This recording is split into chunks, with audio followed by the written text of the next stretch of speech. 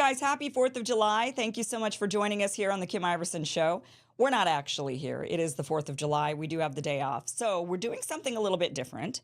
What we're doing is we're going to air a documentary. It is called Israel's Second 9/11, How Zionism Conquered JFK, America, and Palestine. Now, this documentary is put together by Matthew Tower from the Truth Tower Pod. You can follow him there on Twitter. You can see there on the screen, Truth Tower Pod. Also, you can go to the website, truthtower.com. Now, Matthew is going to be a guest on the show later next week. So next Friday, he's going to be on the show. And since I don't do shows on like the 4th of July and Labor Day and Memorial Day, Matthew suggested that prior to his interview, we air the documentary. That way you as the viewer can watch the documentary. You can then, formulate your thoughts on it, what you think. Maybe you agree with it, you disagree with it, you think it's all a bunch of bunk, you think it's amazing, and you haven't seen this kind of content before. You could formulate all of your thoughts. You could email me. And then when I have my conversation with Matthew next week, I have something, some of your comments to bring to the table. And also you have a basis for what that conversation is going to be about next week because you've ideally watched this documentary tonight. So again, it is called Israel's Second 9/11, How Zionism Conquered JFK, America, and Palestine. Matthew is a former Jew who's converted to Christianity, former Zionist who is no longer a Zionist. He put this together. See for yourself what you think. This is not an endorsement of this documentary, nor is it. I'm not saying I agree with anything or everything in this documentary, nor am I saying I disagree. I'm totally neutral on it at this point. I thought it was interesting. I love hearing from you. Many of you are so knowledgeable and you fact check so much stuff. And so watch it. Tell me what you think. Email me, kim@KimIversen.com. And otherwise, I hope you guys are having a really great 4th of July. Hopefully you have time to carve out a couple of hours for this documentary. If not today, then sometime this week before the interview with Matthew. All right, without further ado, enjoy. Palestine was hardly Britain's to give away. A young John F. Kennedy wrote in a 1939 letter to his father. He further remarked, "After all, the country has been Arabic for the last few hundred years." You want answers? I think I'm entitled. You want answers? I want the truth! You can't handle the truth! To be in deception, to be in fear, to be deceived is a much worse place to be than to have some truth. Like it says in the Bible, the truth will set you free. And ye shall know the truth, and the truth shall make you free. Here's an Israeli confessing the truth. Washington is Israel's most subservient colony. The government's been taken over. The date I say it was concrete that there was a coup and we lost our government was November 22nd. Yes. The assassination of Kennedy.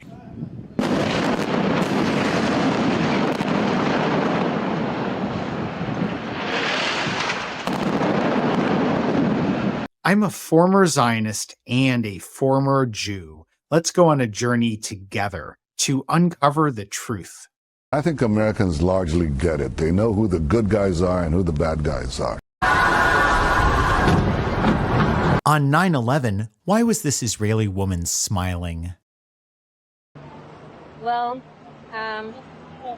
big catastrophe, and I'm Israeli, and I hope that now people understand what we have to deal with, the kind of people that we're dealing with on a day-to-day basis. This is World Trade Center 7, which wasn't even hit by an airplane on 9/11, free fell into its own footprint at the speed of gravity and was an obvious controlled demolition. One of Benjamin Netanyahu's closest friends, Larry Silverstein, a major Zionist financier of Israel who is deeply connected with numerous Israeli terrorist leaders such as Yitzhak Shamir and Ariel Sharon, leased the World Trade Center shortly before 9/11 for a mere $14 million.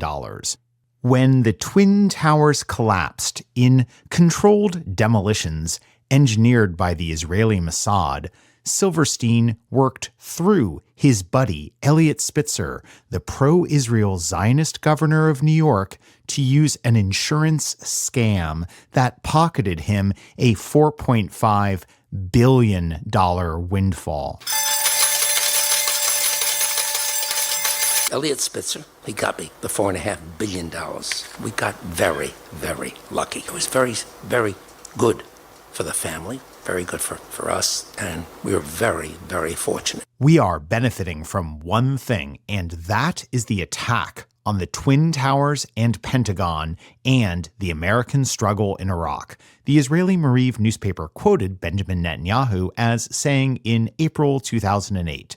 He reportedly added that these events swung American public opinion in Israeli favor.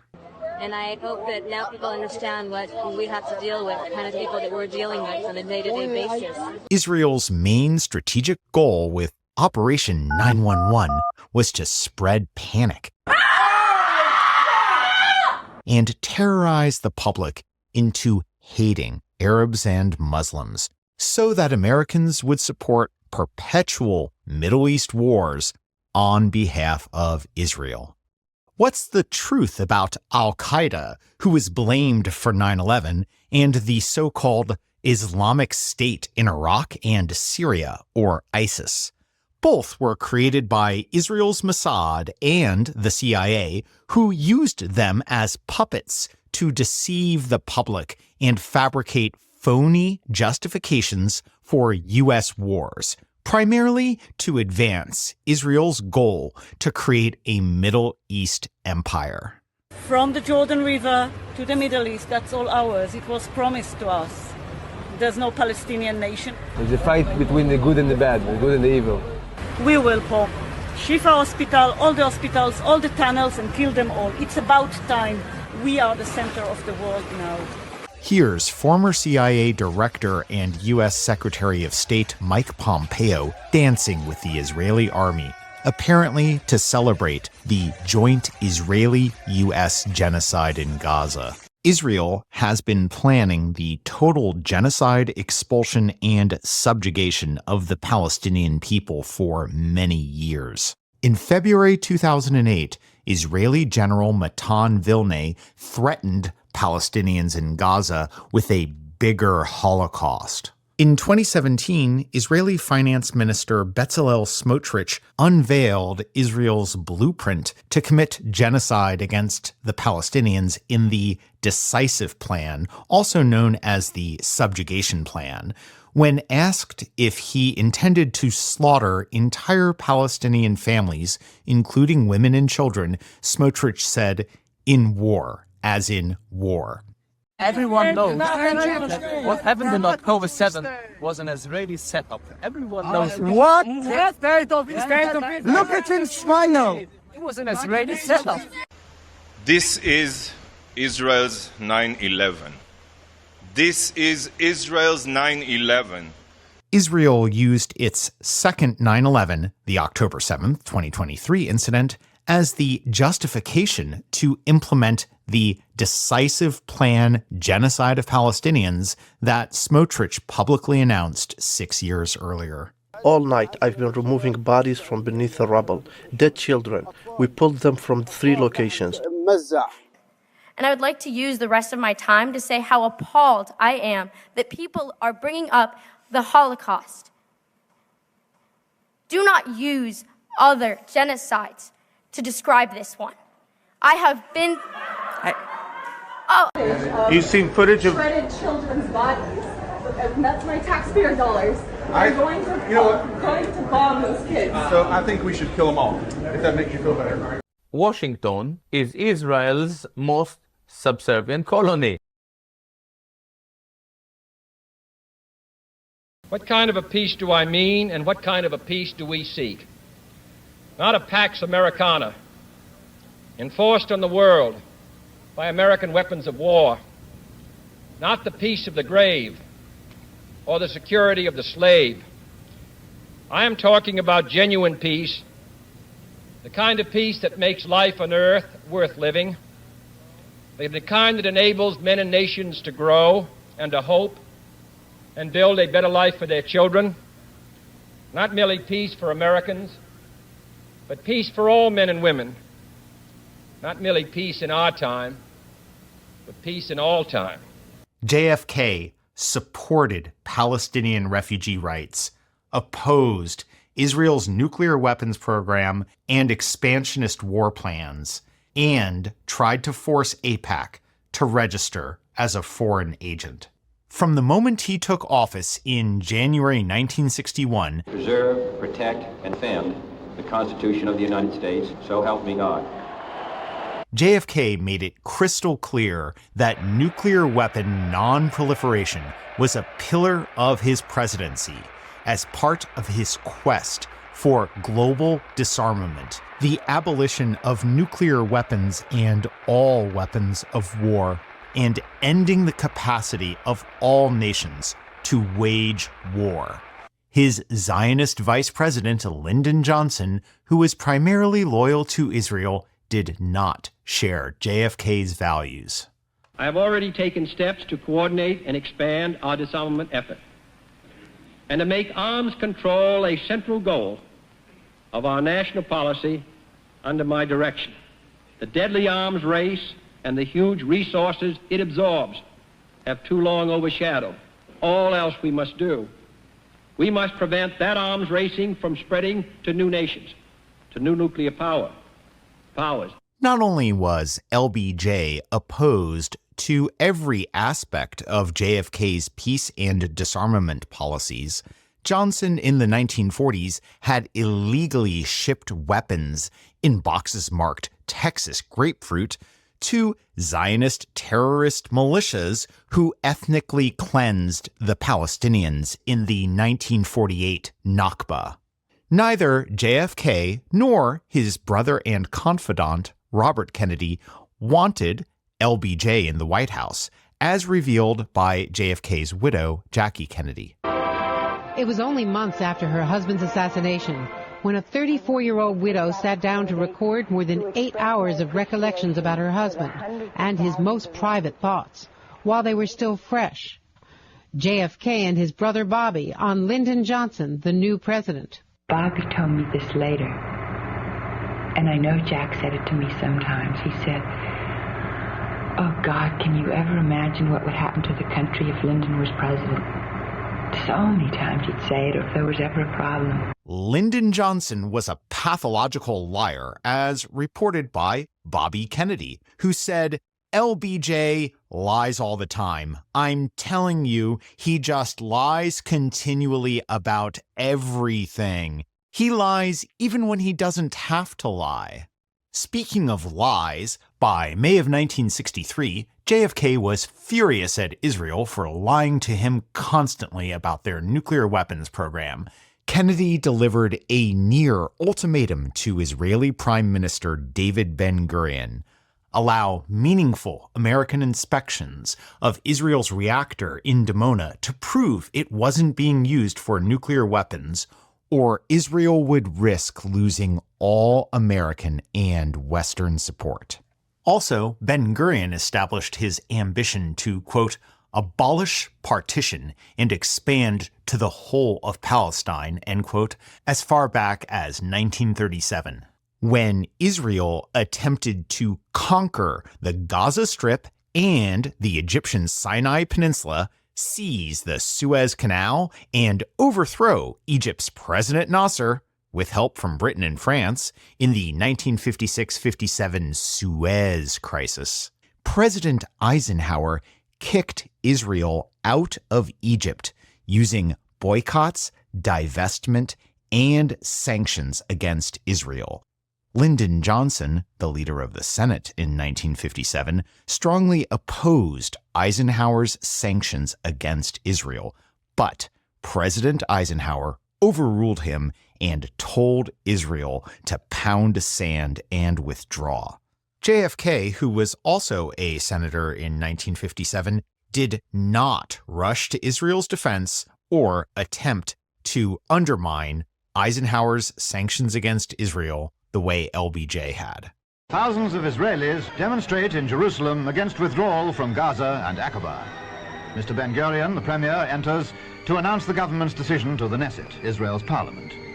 Nearly the entire world applauded the Eisenhower administration for compelling the Israeli aggressor to back off. The American ambassador in Egypt said, The U.S. has suddenly emerged as a real champion of right. Eisenhower's handling of the crisis was a high point of his presidency. It upheld the authority and moral stance of the United Nations and the ideals of the United States. Israel learned an important lesson from this humiliating retreat. The only way Israel would be able to conquer and hold on to the West Bank, Gaza, and vast tracts of Egyptian and Syrian territory in the 1960s was by placing a Zionist puppet they could control in the White House. President Kennedy had a warm and cooperative relationship with Egypt's President Nasser, whom Ben-Gurion hysterically denounced as a would-be Hitler without any factual basis. We want to be friendly to all the world. We want to participate in the case of peace. We want to cooperate with the world to avoid war. We have to defend our territory against aggression, and we insist about gaining the rights of the Arabs of Palestine, the 1 million refugees. We are insisting and we are calling to give the Palestine refugees their rights, their territory, and their land and their homes. Overthrowing Egypt's President Nasser was one of Israel's numerous objectives that JFK opposed. Additionally, JFK was in sync with President Nasser in putting enormous diplomatic pressure on Israel's Ben-Gurion to allow hundreds of thousands of Palestinian refugees to return to their homes or be given the option of compensation and resettlement. This would have largely reversed Ben-Gurion's Plan Dalet, which Palestinians call the Nakba, or catastrophe, in which Ben-Gurion and other Zionist terrorist leaders masterminded the ethnic cleansing of Palestine, using terrorism and the mass slaughter of civilians to expel 750,000 Palestinians from their homes and destroy 530 Palestinian villages. Palestinians who fled often carried only enough to stay away for a few weeks, hoping they'd eventually return home. A lot of them locked their doors, put their key in their pocket, and then moved to safer ground. When you leave the house and you take your key with you, it's because you're planning to go home. In the case of the Palestinians, those refugees weren't allowed to return. Refugees trying to return were often shot at. Zionist paramilitary operations also tried to prevent them from returning again by destroying the villages. That act of preventing their return compounded the Nakba. So the Nakba is both the forcible displacement of Palestinians from their homes and lands and country, as well as preventing them to return once the fighting was over. Palestinian society was dismembered, crushed. More than half of the Palestinian people became refugees, stateless, dispossessed of their land. Over time, the State of Israel covered up the physical evidence of an Arab Palestine. Place names were often changed from Arabic ones to Hebrew ones. The Jewish National Fund embarked on a massive effort to plant thousands of acres of pine forests and recreational areas on top of hundreds of ruined Palestinian villages. Even though these forests have now grown into big pine trees, Palestinians have not forgotten their homelands. JFK's proposed return of hundreds of thousands of Palestinian refugees would have upended Israel's violently engineered Zionist Jewish majority status. Prior to Ben-Gurion's Operation Dalet in 1948, Jews constituted only 1/3 of the population of historic Palestine, even after massive immigration from Europe over the prior decade.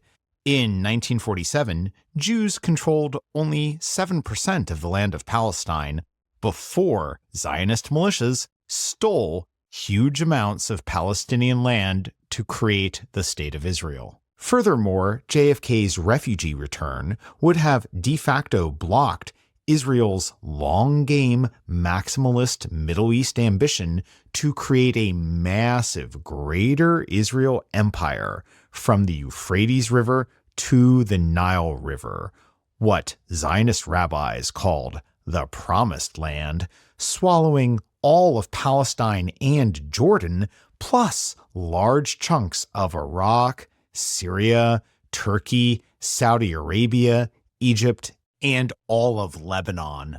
Ben-Gurion utterly resisted JFK's Palestinian refugee return plan and wrote in the fall of 1962, quote, "Israel will fight against this implementation down to the last man," end quote. In fact, the Zionist Stern Gang terrorist leader Yitzhak Shamir, who later became the 7th Prime Minister of Israel, oversaw the assassination of UN peace mediator Count Folke Bernadotte in 1948, in large part because Bernadotte also, like JFK and President Nasser, wanted the Palestinian refugees to be able to return to their homes. On the 17th of September 1948, Count Folke Bernadotte landed at Calandia Airport, north of Jerusalem. Heading towards the YMCA, the 3-car convoy was suddenly halted. An army jeep pulled out from a side street to block the road. 3 men in Israeli army fatigues sprang out of the jeep.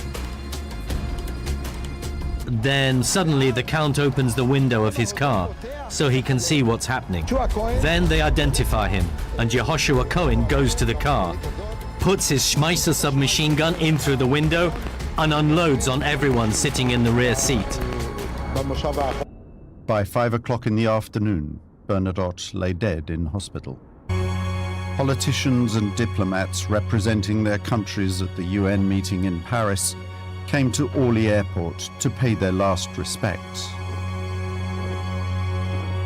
Following the Bernadotte slaying, Israel's Prime Minister David Ben-Gurion granted a general amnesty to all the guilty parties. He chose assassin Yehoshua Cohen to be his close friend and personal bodyguard at Kibbutz Sde Boker in the Negev. Ben-Gurion created and supervised the Mossad, and Yitzhak Shamir became the Mossad Director of Assassinations, a position Shamir held at the time of the JFK assassination in 1963. For Israel, the JFK assassination was the sequel to the Bernadotte assassination 15 years earlier. On top of everything else, JFK was livid at Israel's lobbyists in America, such as Abraham Feinberg and Isaiah Kennan, for shamelessly attempting to buy his entire Middle East foreign policy during the 1960 presidential campaign. He directed his Attorney General and brother RFK to register the American Zionist Council, the predecessor to AIPAC, as a foreign agent.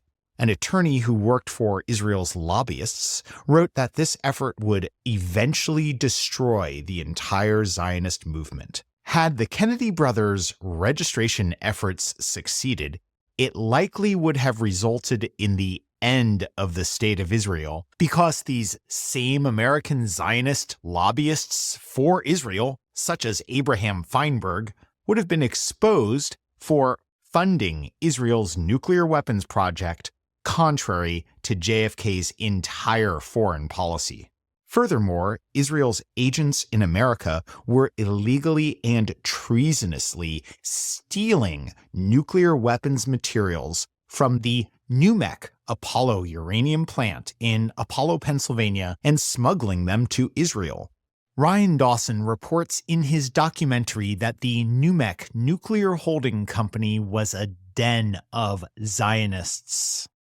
Their directors were Ivan J. Novick, a future Zionist Organization of America president, and David Lowenthal, a refugee smuggler for Israel who fought in the 1956 war. The FBI has photographs of Lowenthal shaking hands with David Ben-Gurion and Moshe Dayan, Israel's military chief of staff from 1953 to 1958. Lowenthal's partner was Dr. Zalman Shapiro, the president of NUMEC, and also the Zionist Organization of America chapter president of Pennsylvania. The American Zionist Council was pumping out propaganda about every aspect of Israel's nuclear program to deceive the American public. These treasonous lobbyists who claimed to be Americans but were loyal to Israel lied and said Israel's nuclear reactor in Dimona was built for peaceful purposes and couldn't possibly produce a bomb. If the Kennedy brothers had succeeded in registering the American Zionist Council as a foreign agent, which would have subjected all their records and finances to federal scrutiny, the entire nuclear weapons theft operation would likely have been unmasked. And had JFK found out about it, he certainly would have ended all military and economic aid to Israel, as he threatened to do 3 times starting in May of 1963. Israel would likely have collapsed given its total dependency on American aid. Also, JFK might have asked the United Nations to rescind its 1949 vote that granted member state status to Israel. JFK might even have asked the UN to rescind its 1947 vote that partitioned Palestine like a crazy quilt and designated huge amounts of land to Zionist Jews who didn't even own that land. At Flushing, Long Island, the General Assembly of the United Nations has made its decision on Palestine. The map shows what partition means. The Jewish state colored light, the Arab state dark, Jaffa to go to the Arabs, Jerusalem internationalized. No Arab state voted for the 1947 partition of Palestine. The Arab delegates declare a boycott as the final roll call has begun.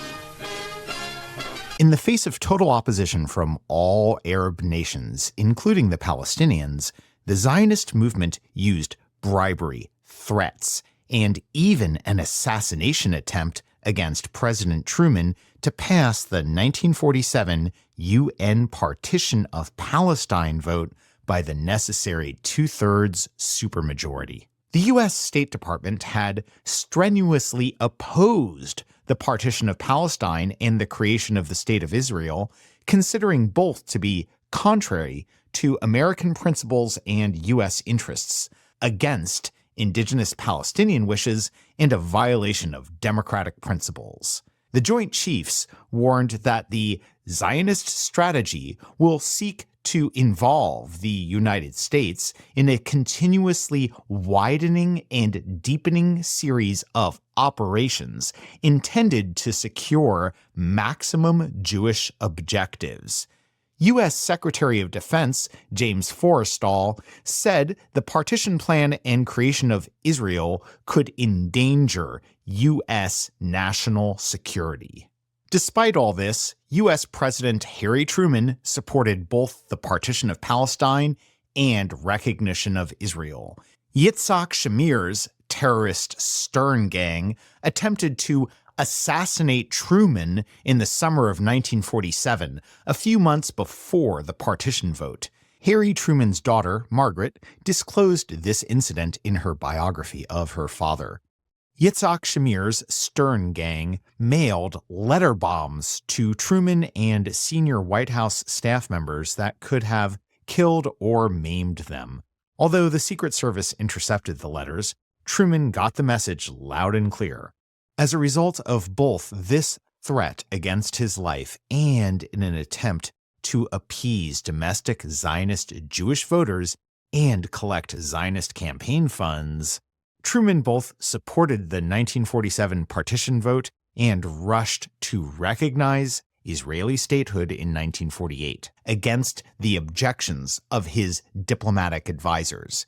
We had several other people in the country, even among the Jews, the Zionists particularly, who were against anything that was to be done if they couldn't have the whole of Palestine and everything handed to them on a silver plate so they wouldn't have to do anything. it couldn't be done. We had to take it in small doses. You can't move 5 or 6 million people out of a country and fill it up with 5 or 6 million more and expect both sets of them to be pleased. We had all sorts of objections to everything that was done. Something had to be done. We went ahead and done it, and had it done, and now it's working out. Eventually, I think we'll have them all satisfied, but it's going to take a great deal of time yet to get the job done. In fact, it was Abraham Feinberg, the same treasonous lobbyist who later funded Israel's nuclear weapons program and tried to buy JFK's Middle East foreign policy, who would finance Truman's whistle-stop election campaign in 1948. Furthermore, the Zionist president of United Fruit Company, Samuel Zemurray, worked directly with future Israeli President Chaim Weizmann to flagrantly buy UN votes for the November 1947 partition plan. Zemurray asked each leader in the region 2 questions. How do you intend to vote on partition, and can your vote be changed? Zemurray told Weizmann that every vote from Mexico to Colombia was for sale. Zionists used every trick imaginable to pressure and cajole world leaders. Costa Rica's president, Jose Figueres, reportedly received a blank checkbook. Haiti was promised economic aid if it would change its original vote opposing partition. Zionist financier and longtime presidential advisor Bernard Baruch told France it would lose U.S. aid if it voted against partition. The wives of Latin American country delegates received mink coats. In the end, all the Zionist threats and bribery resulted in the UN passing the partition plan despite all Arab countries opposing it and with no support from the Palestinians who actually owned Palestine. Thus, the UN vote to partition Palestine was a Zionist-controlled political rubber stamp on the Zionist theft of Palestine. It wasn't a binding vote, just an advisory opinion, but it was used as an excuse to steal the country. Even David Ben-Gurion later admitted that the Zionists had stolen Palestine. Ben-Gurion said in a conversation with Zionist leader Nahum Goldman, quote, "Why should the Arabs make peace? If I was an Arab leader, I would never make terms with Israel. That is natural. We have taken their country. Sure, God promised it to us, but what does that matter to them? Our God is not theirs. We come from Israel, it's true, but 2,000 years ago, and what is that to them? There has been anti-Semitism, the Nazis, Hitler, Auschwitz, but was that their fault? They, the Palestinians, only see one thing. We have come here and stolen their country. Why should they accept that?" End quote. The atrocious historical crime of the partition of Palestine and the theft of the country would eventually have been called into question for JFK if he'd found out about the NUMEC Zionist nuclear weapons smuggling operation. One revelation would have led to more questions and more revelations of Zionist crimes.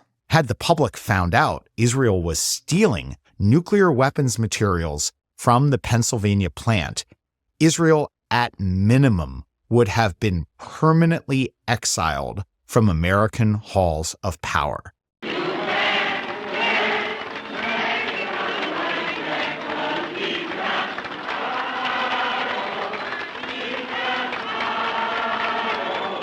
Ben-Gurion's high hopes were very different than JFK's. In addition to acquiring nuclear weapons, conquering more territory in the Middle East, stopping the return of Palestinian refugees, and preventing AIPAC from being registered as a foreign agent, David Ben-Gurion had another major long-term goal for Israel that could never be accomplished with JFK in the way: the creation of a Jewish Zionist one-world government with Jerusalem as the global capital. This scenario is borne out by none other than Prime Minister David Ben-Gurion, one of the great founders of Israel. Recorded in an astonishing article in Look magazine, Ben-Gurion predicted that a one-world system presided over by Jerusalem will be set up in the near future. All continents will become united in a world alliance at whose disposal will be an international police force. All armies will be abolished, and there will be no more war. In Jerusalem, the United Nations, a truly United Nations, will build a shrine of the prophets to serve the federated union of all continents. This will be the seat of the Supreme Court of mankind, to settle all controversies among the federated continents as prophesied by Isaiah. While Ben-Gurion's goal was a Zionist peace in which Israel would conquer and rule the world, according to the Torah, or Hebrew Bible, also known as the Old Testament, JFK's Christian faith and American ideals informed his vision of a very different kind of peace. I am talking about genuine peace, the kind of peace that makes life on earth worth living, the kind that enables men and nations to grow and to hope and build a better life for their children. Not merely peace for Americans, but peace for all men and women. Not merely peace in our time, but peace in all time. The Kennedy presidency was an existential crisis for Israel on every conceivable level. Let us move up the steep and difficult path towards comprehensive disarmament, securing mutual confidence through mutual verification, and building the institutions of peace as we dismantle the engines of war. Israel's back was against the wall. For Israel to survive and achieve all its goals in the 1960s, JFK had to go. From Dallas, Texas, the flash, apparently official, President Kennedy died at 1 p.m. Central Standard Time, 2 o'clock Eastern Standard Time, some 38 minutes ago. November 22nd, 1963, the CIA, Israel, Zionists, and a coalition of power elites overthrow the U.S. government. Co-opted Israeli agent James Jesus Angleton, the most powerful man at the CIA at the time, orchestrated the assassination of JFK and the cover-up on behalf of both former CIA Director Allen Dulles and Israel's founding Prime Minister David Ben-Gurion. Books such as JFK and the Unspeakable and The Devil's Chessboard name Angleton as a major player in the assassination. What neither book says is that CIA Deputy Director Robert Amory, one of the only honest CIA leaders with honor and integrity, correctly named Angleton to be a co-opted Israeli agent in October 1956. As revealed by another honest CIA agent, Crane Eveland, in his memoir Ropes of Sand, Israel held blackmail power over Allen Dulles, which ensured Angleton could get away with advancing Israel's entire agenda, including the illegal smuggling of nuclear weapons materials out of the U.S. Crane Eveland also says Angleton turned over most of the CIA's Middle East intelligence responsibilities to Israel. Angleton, pictured here with future Mossad Director Ephraim Halevi, coordinated CIA Mossad operations to cover the entire Middle East and Africa. Thus, the Mossad used their Zionist loyalist Angleton to execute a coup of the CIA and take over nearly the entire CIA in the 1950s, long before JFK took office.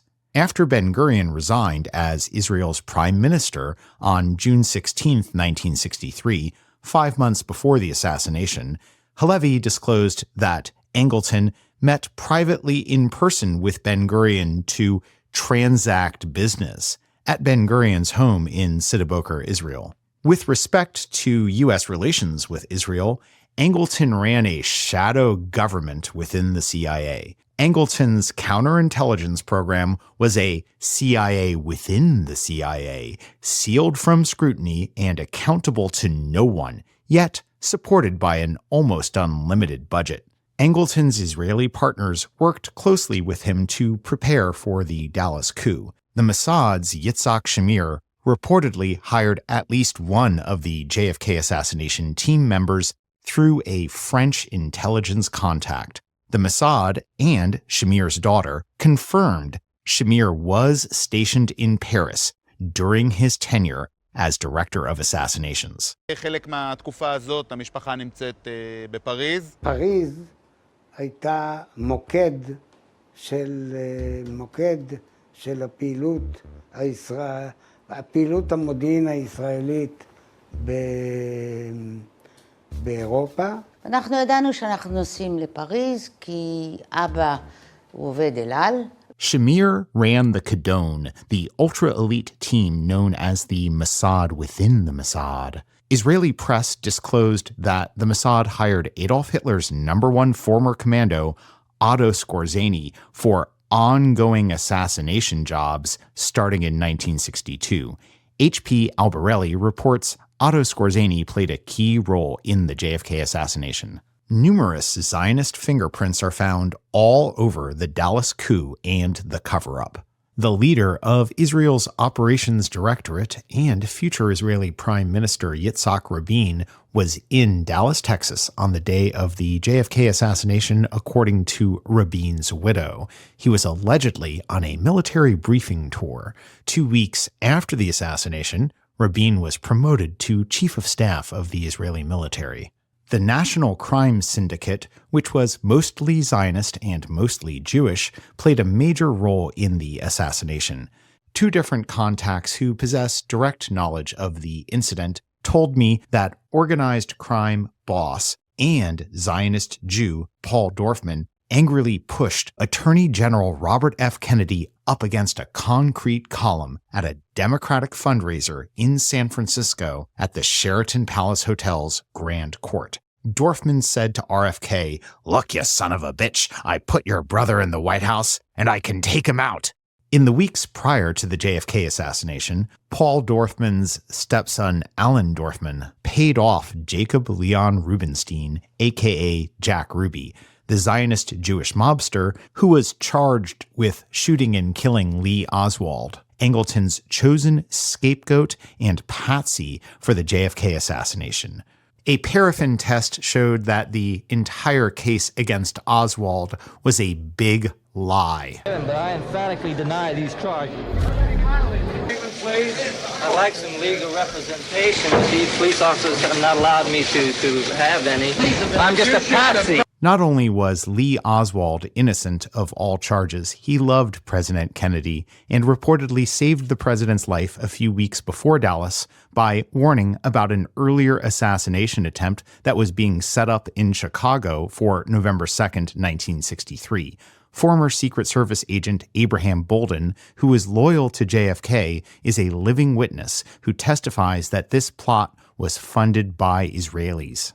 I do know that in October of 1963, there was another information that was gathered by the Secret Service informant in Chicago that said that the president was about to be assassinated and that it was a done deal, that the money had been put up by Israeli sources. When Rabbi Hillel Silverman interviewed Jack Ruby in prison, Ruby said, "I did it for the Jewish people." Ruby was a strong supporter of Israel, had traveled to Israel, and had run guns illegally to Israel. The Dorfmans and Jack Ruby were underlings of Meyer Lansky, the Zionist Jewish chairman of the National Crime Syndicate and its infamous assassinations arm, Murder Incorporated. Lansky was the most powerful mobster in the U.S. He was the actual godfather. He played a crucial role running guns to Israel for the ethnic cleansing of Palestine, and he closely collaborated with CIA leadership on numerous operations, including drug trafficking and assassination plots against Fidel Castro. In 1970, Lansky fled to Israel to escape tax evasion charges. Another CIA agent who was a Zionist Jewish spy loyal to Israel, Reuben Efron, opened Oswald's mail on an ongoing basis before the assassination under Angleton's direction. Pro-Israel Zionist media such as the New York Times played a key role in disseminating Angleton's lone gunman lie, pinning the blame on Oswald. I do solemnly swear that I will faithfully execute the office of President of the United States. And will to the best of my ability. Preserve. Protect. Defend. The Constitution of the United States.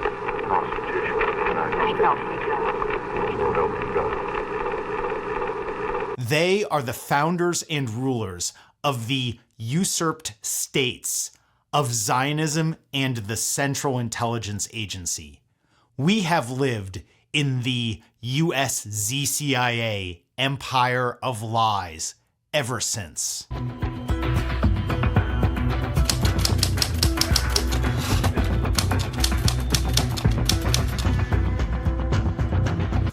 The six-day war in the Middle East between Israel, Egypt, Jordan, and Syria is underway. A spy ship, very lightly armed, but bristling with antennae, steams into the Mediterranean to eavesdrop on the conflict. With the war reaching its climax, Israeli jets and motor torpedo boats launch an unprovoked attack on the ship. They drop napalm and strafe its decks with rockets, cannon fire, and armor-piercing rounds before trying to sink it with torpedoes.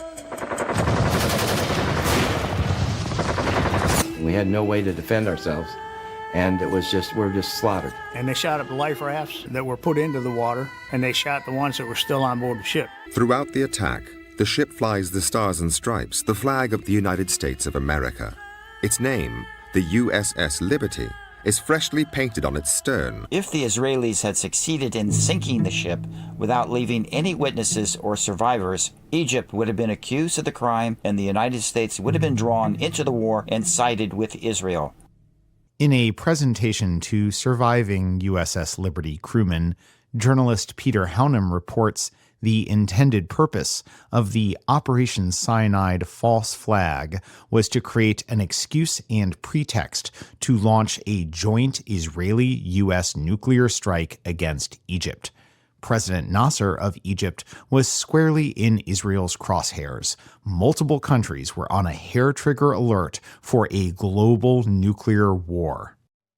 What happened to you guys on June the 8th, 1967 was actually a seminal moment in world history. And yet the true story has been buried by your government. And the reason is that what happened was so shaming, not just to Israel, but to America too. Only by a hair's breadth did the world avoid a nuclear exchange. The superpowers nearly led us into a Third World War.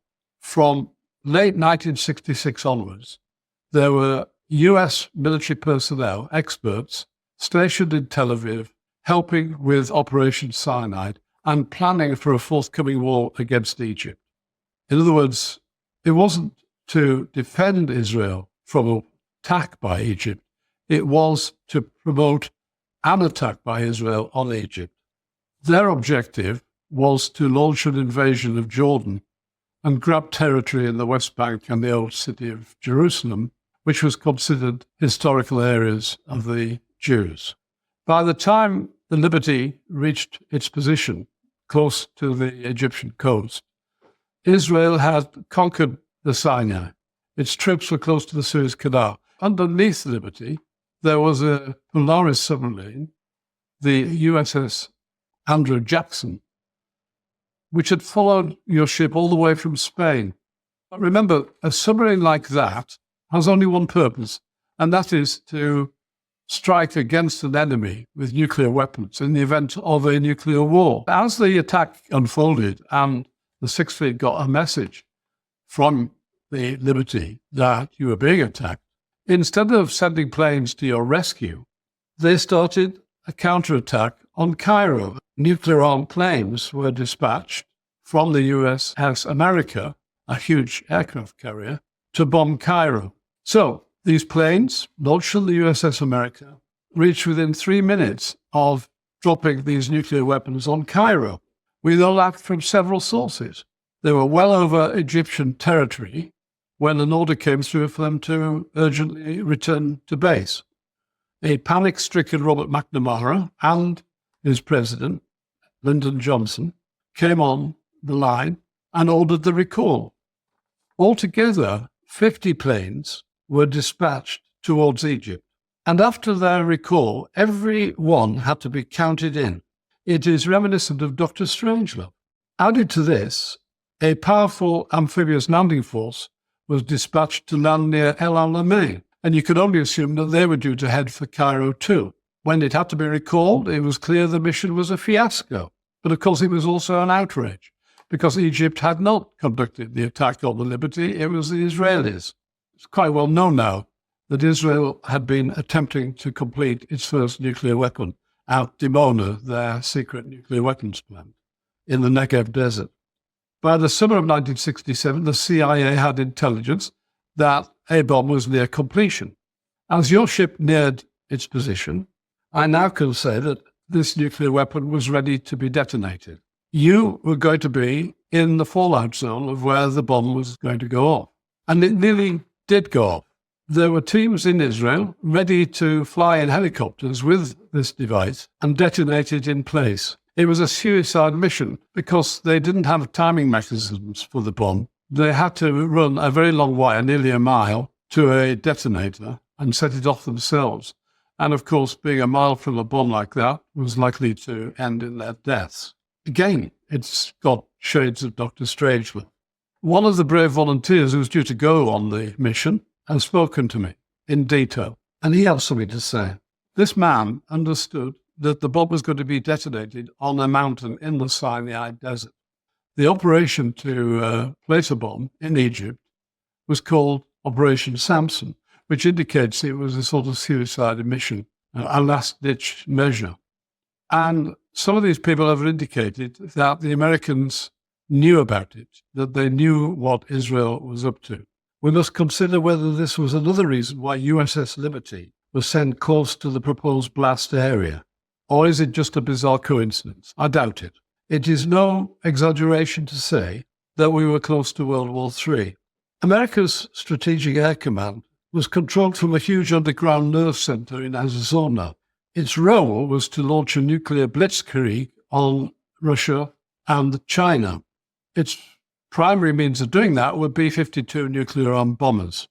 Before the Liberty attack, these bombers were put on high alert.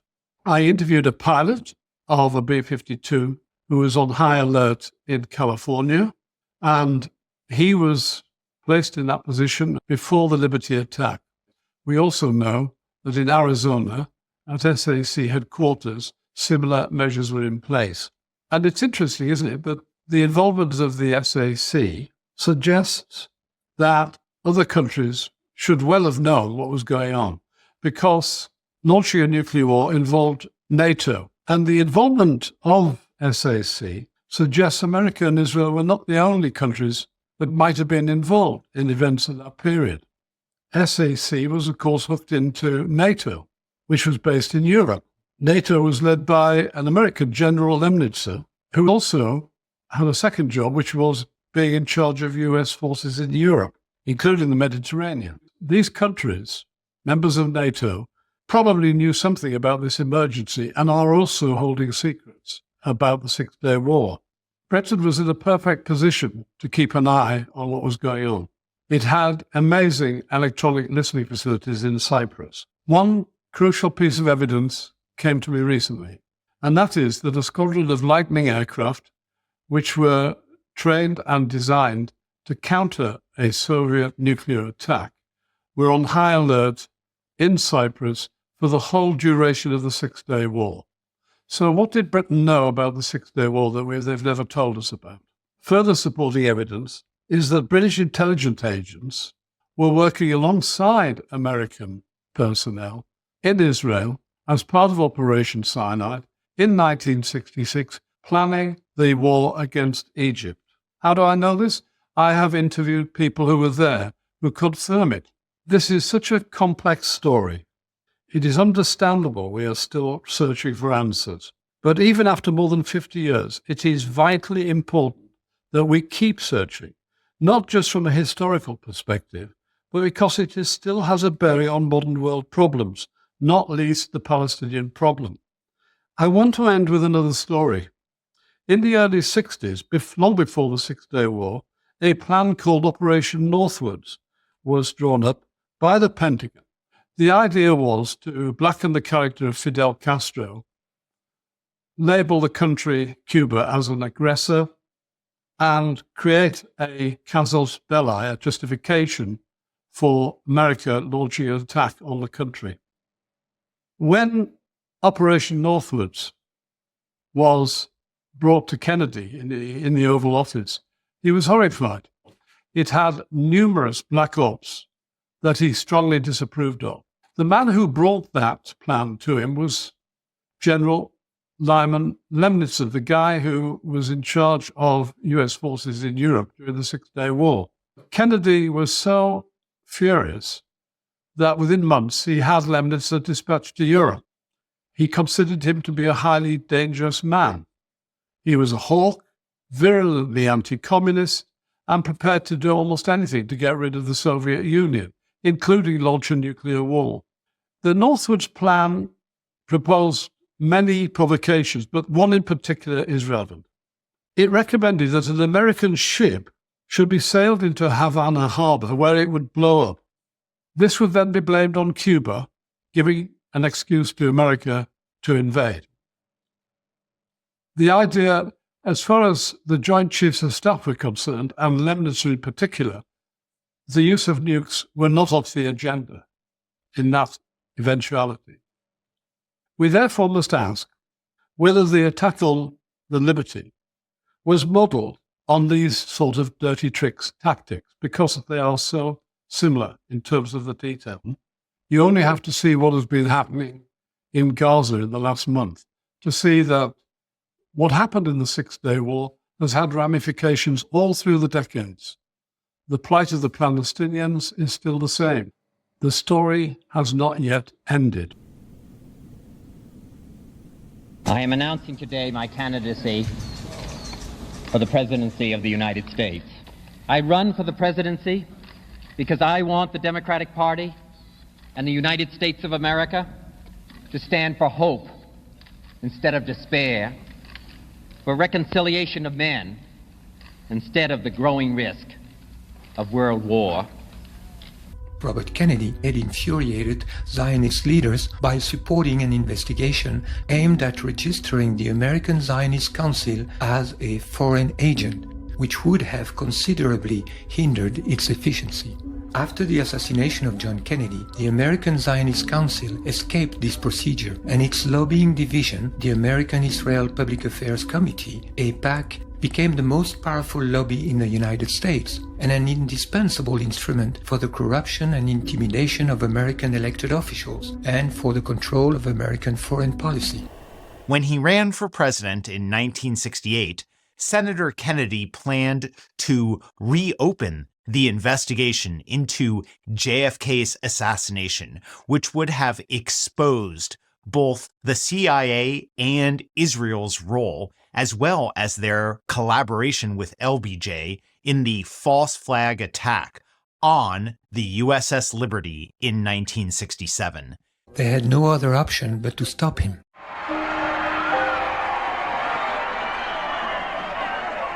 What has been going on within the United States over the period of the last 3 years, the divisions, the violence, the disenchantment with our society, we can start to work together. We are a great country and a compassionate country, and I intend to make that my basis for running and over the period of the next few months. Now it's on to Chicago, and let's win there. Senator Robert Francis Kennedy died at 1:44 a.m.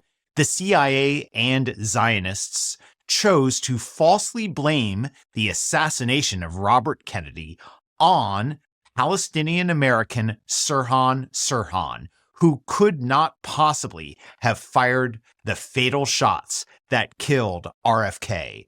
They selected Sirhan as their brainwashed scapegoat in order to stir up hatred and loathing of Palestinians and increase American support for Israel. Zionist fingerprints are once again found on the RFK assassination. James Jesus Angleton reportedly kept RFK autopsy photos in his safe as if they were some sort of memento or trophy. Both Lisa Peace and David Talbot named CIA agent Robert Mayhew as the orchestrator of the RFK assassination.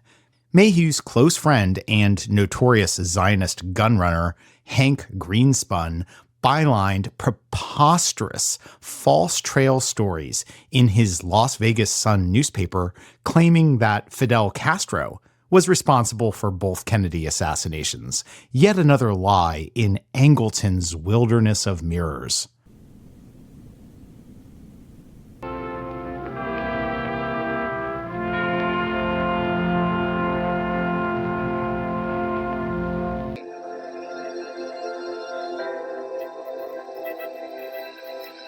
He called me up one night and he said, I've been thinking a lot about great men, and it occurs to me that it would be kind of a cakewalk for me to become a great man. I mean, everybody expects me to be a great man. I'm perfectly positioned. I can just do it. And he said, but I've been reading a lot of biographies of great men all the way through history. And I'm realizing that not one of them seems to have been a good guy at home. And I wonder if it wouldn't be a much more interesting challenge in my position to set out at this point and see if I couldn't make myself a good man. JFK Jr. was widely known to be planning to run for office, most likely for Senate, in November of 2000. The CIA and the Mossad couldn't let him anywhere near elected office because he would obviously make it his unyielding mission to uncover the full truth about the assassinations of his uncle and his father. JFK Jr. published an issue of George magazine focused on analyzing conspiracies. One of the stories Kennedy published indicated an Israeli intelligence role in the assassination of Yitzhak Rabin, the Israeli prime minister who had softened his attitude toward the Palestinians. Netanyahu also had played an obvious and very public role in the Rabin assassination. The Mossad could not tolerate a high-profile Kennedy digging up dirt on Israel, which, if it had been exposed at that time, could possibly have caused a near disintegration of Israeli society. 4 eyewitnesses at Caldwell Airport saw former President George H.W. Bush and his son, Texas Governor George W. Bush, with 2 members of the Mossad, Michael Harari and General Raphael Eltan, the day before the tragic flight. Good evening. Divers today found the bodies of John Kennedy, his wife, and her sister in the wreckage of his plane at the bottom of the ocean off Martha's Vineyard. In a day of fast-breaking developments, recovery teams got to work retrieving remains and wreckage. A memorial mass was set for Friday in New York. The President and the First Lady will be there. And the Kennedy family made plans for a possible burial at sea. Less than 2 months before the JFK Jr. assassination, CBS, which is a CIA and Zionist affiliate, published a story about his father's coffin being dumped at sea, which was likely predictive programming and an announcement about what they planned to do to JFK Jr. The humiliation ritual was clear in the claim that Bobby Kennedy wanted his brother's coffin dumped at sea, and Bobby would have wanted to retain all physical evidence related to the crime in order to eventually prove that there was, in fact, a vast conspiracy. In the next instant, with this time Mrs. Kennedy apparently looking on, a second shot, the third total shot, hit the president's head. His head could be seen to move violently forward. We will know our disinformation program is complete when everything the American public believes is false, CIA Director William Casey said in February 1981. We talked for a long time on the phone, about 2 weeks before he died. I said, "You remember that conversation we had about being a good man?" And he said, "Of course, I think about it a lot." And I said, "Well, I just want you to know that you have wildly, spectacularly achieved that objective. I mean, you are as good a man as I know. You are as clear a case of what I consider to be virtue in an adult male that I can think of."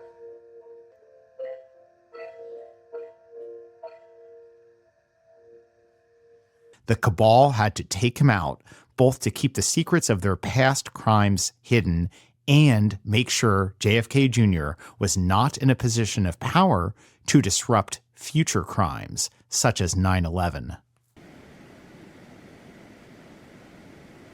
What happened in 1977 was that Menachem Begin and Yitzhak Shamir, the former heads of the Zionist terrorist gang, the Irgun, and Lehi, the Stern gang, these two parties had created a coalition of all their former terrorist buddies, and Netanyahu's in there, the revisionist Zionists. They came to power in Israel, and this is when the plan for 9/11 began. Menachem Begin is known as the father of terrorism. He's the founder of the Likud party. He was born in Russia, came to Palestine in 42, became leader of the Irgun in 44, which was a terrorist group, bombed the King David Hotel, killing 93 people, British headquarters in 1946, then was involved in the massacre of the Deir Yassin village, which was meant to scare the Palestinians to fleeing, which many did.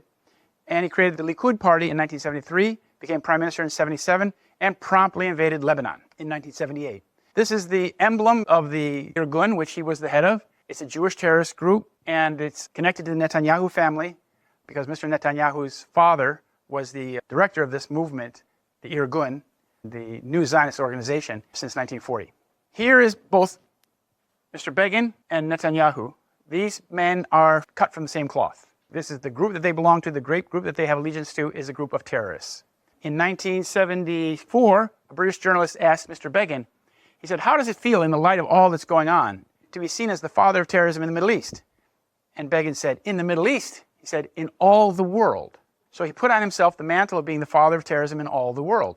And in 1979, this man, Bibi Netanyahu, he had been working in Boston for a Rothschild company called Boston Consulting Group. He went back, this is his father, and they started something called the Netanyahu Institute, in which they began promoting the idea of terrorism being the scourge that the West has to fight. And they had a conference in 1979 called the Jerusalem Conference on International Terrorism. And George Bush spoke at the conference and spoke in support of this preemptive strikes against nations that are supporting terrorism. On September 23, 1979, less than 3 months after the Jerusalem Conference, which was actually the International Conference of Terrorism, Israel's founding spy master and former Mossad chief Isser Harel predicted that Arabs would attack the tallest building in New York City. He made that prediction to this man, Michael Evans, a Zionist Jewish Christian evangelist from Texas. That was 22 years before 9/11. Mr. Evans said, "Do you think that terrorism will come to America? And if so, where and why?" Now, this is 1979. Harel said, "I fear it will come to you in America. America has the power but not the will to fight terrorism." As to the where, Harel said, "New York City is a symbol of freedom and capitalism. It's likely they will strike the Empire State Building, your tallest building, and symbol of your power." He pretended to be ignorant about the tallest building. Following the conference, Benjamin Netanyahu made a career promoting the so-called war on terrorism, and he somehow also predicted 9/11. I wrote a book in 1995, and I said that if the West doesn't wake up to the suicidal nature of militant Islam, the next thing you'll see is the militant Islam is bringing down the World Trade Center. 9/11 was a false flag terror atrocity that was designed to instill fear and rage in the American population, so that we would accept and we would get behind this war on terror. And I have to say, it succeeded very well. I have had long conversations over the past 2 weeks with contacts at the Army War College, at Headquarters Marine Corps, and I've made it absolutely clear in both cases that it is 100% certain that 9/11 was a Mossad operation, period. They did 9/11. They did it. One of the clues to Israel's involvement in the 9/11 attacks is the behavior of a group of individuals known as the Dancing Israelis. They were seen by various witnesses standing on the roof of a van bearing the Urban Moving Systems logo and parked in Jersey City. They were rejoicing and taking pictures of themselves just as the first plane hit the North Tower. And I could see that they were like happy. You know, they didn't look shocked to me. According to ABC's 2020, when the van belonging to the cheering Israelis was stopped by the police, the driver of the van, Savan Kurtzberg, told the officers, "We are Israelis. We are not your problem. Your problems are our problems. The Palestinians are your problem." Why did he feel that the Palestinians were a problem for the NYPD?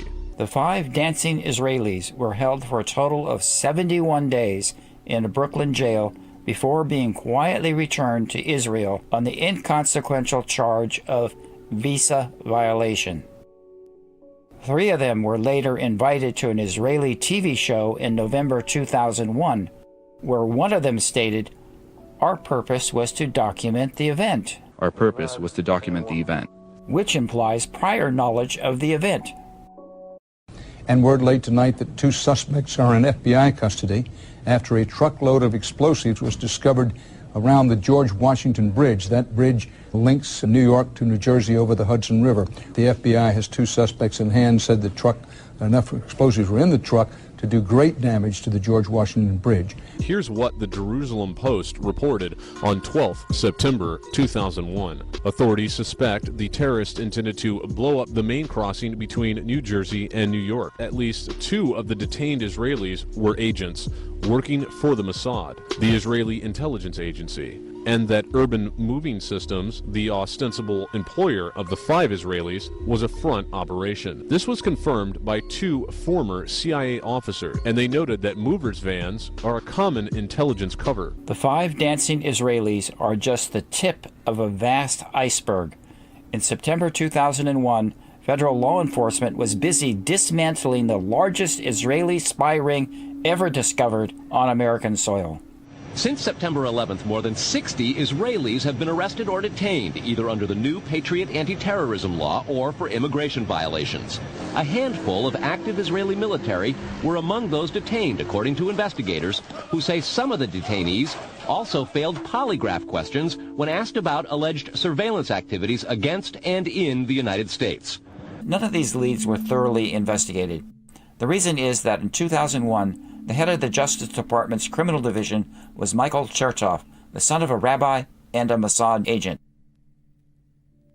All Israeli spies arrested by the FBI, including the dancing Israelis, owe him their impunity and repatriation to Israel.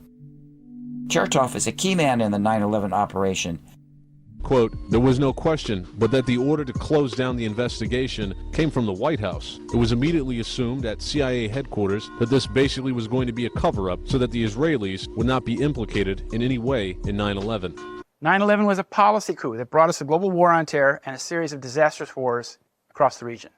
What happened in 9/11 is we didn't have a strategy, we didn't have bipartisan agreement, we didn't have American understanding of it, and we had instead a policy coup in this country, a coup, a policy coup. Some hard-nosed people took over the direction of American policy, and they never bothered to inform the rest of us.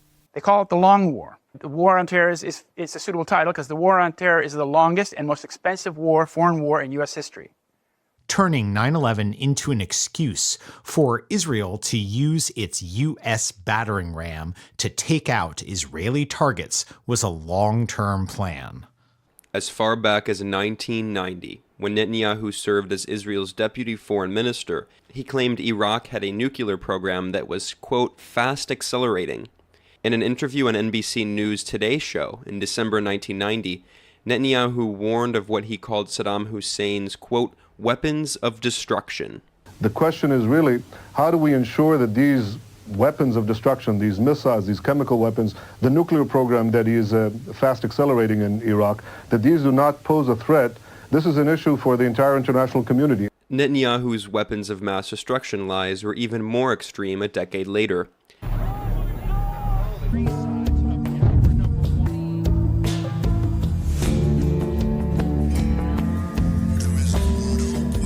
There is no question whatsoever that Saddam is seeking and is working and is advancing towards the development of nuclear weapons. No question whatsoever. Saddam Hussein has gone to elaborate lengths, spent enormous sums, taken great risks to build and keep weapons of mass destruction. No one can seem to prove to this point that Iraq poses an imminent threat to this country or to any other nation. Do you believe that action can be taken against Saddam only after he builds nuclear bombs and uses them? The U.S. administration recently admitted, after months and months of talk, that there's no evidence of Iraq being tied to September 11th. And do the various critics, especially overseas, believe that a clear connection between Saddam and September 11th must be established before we have a right to prevent the next September 11th? Well, I think not. An Israeli think tank concocted the 2003 Iraq War all the way back in 1996. In a clean break, a new strategy for securing the realm, Israeli neoconservatives proposed both removing Saddam Hussein from power and weakening Syria. Clean break co-authors such as Richard Pearl and other Israel-loyal neocons such as Paul Wolfowitz and Elliot Abrams played leading roles in the Project for a New American Century. The think tank's Rebuilding America's Defenses white paper, published in September of 2000, called for a new Pearl Harbor as a casus belli for a series of U.S. wars, mostly on behalf of Israel. By way of deception, Israel and the Mossad did war with the new Pearl Harbor and executed a controlled demolition of American sanity. The Zionist neocons had called for a new Pearl Harbor in order to effect the change they needed to see. Israel-loyal neocon and clean break co-author Douglas Feith, who also served as the U.S. Undersecretary of Defense, was the architect of the 2003 U.S. invasion of Iraq. Another Israel-loyal neocon and clean break co-author, David Wurmser, wrote a memo several days after 9/11 stating the U.S. should hit, quote, a non-Al-Qaeda target, such as Iraq, end quote. Many of the neocons hold dual U.S.-Israeli citizenship, and they are primarily loyal to Israel. Their project for a new American century was more accurately the project for a new Zionist century. So what they needed is the United States military to come in and to basically fight their wars for them. Right after 9/11, about 10 days after 9/11, I went through the Pentagon and I saw Secretary Rumsfeld and Deputy Secretary Wolfowitz. I went downstairs just to say hello to some of the people on the joint staff who used to work for me, and one of the generals called me in. He said, "Sir, you got to come in and talk to me a second." He says, "We've made the decision. We're going to war with Iraq." This was on or about the 20th of September. I said, "We're going to war with Iraq. Why?" He said, "I don't know." I said, "Well, did they find some information connecting Saddam to Al-Qaeda?" He said, No. He says, "There's nothing new that way. They just made the decision to go to war with Iraq." So I came back to see him a few weeks later, and by that time we were bombing in Afghanistan. I said, "Are we still going to war with Iraq?" And he said, "Oh, it's worse than that." He reached over on his desk, he picked up a piece of paper, and he said, "I just got this down from upstairs," meaning the Secretary of Defense's office today, and he said, "This is a memo that describes how we're going to take out 7 countries in 5 years, starting with Iraq and then Syria, Lebanon, Libya, Somalia, Sudan, and finishing off Iran." The war on terror is not just a name, it's authorization, it's a title, it's authorization and funding. And it was passed 3 days after 9/11 by the authorization to use military force, which basically gave the president the authority to wage war against anybody he thought was behind 9/11. So these are some of the places where the authorization to use military force has been invoked. Was Eritrea, was Somalia, were they involved in 9/11? Was Libya involved in 9/11? Are all these countries involved in 9/11? No, of course they're not. But the authorization to use military force based on 9/11 crime has opened up the Pandora's box for American open-ended war fighting across the Middle East, around the world actually. The fraudulent war on terror is based on the official myth of 9/11. במיוחד היום עם אמריקה, אני יודע מה זה אמריקה. אמריקה זה דבר שאפשר להזיז אותו בקלות, להזיז לכיוון הנכון. לא יפריעו לו. כשאני אנחנו עושים איזה משהו, אז הם... יש שם אז נניח שהם אומרים משהו. אז אמרו, 80% מהאמריקאים תומכים בה. Quote, I know what America is. America is something that can easily be moved to the right direction. They won't get in our way. 80% of Americans support us. It's absurd, end quote. Netanyahu, king of Israel. He didn't know he was being recorded. In the run-up to 9/11, Netanyahu had help preparing to move America from friends such as Larry Silverstein, a wealthy Zionist backer of the Israel Bonds program that supports Israeli apartheid and human rights abuses. Netanyahu and Silverstein were so close they spoke every Sunday afternoon.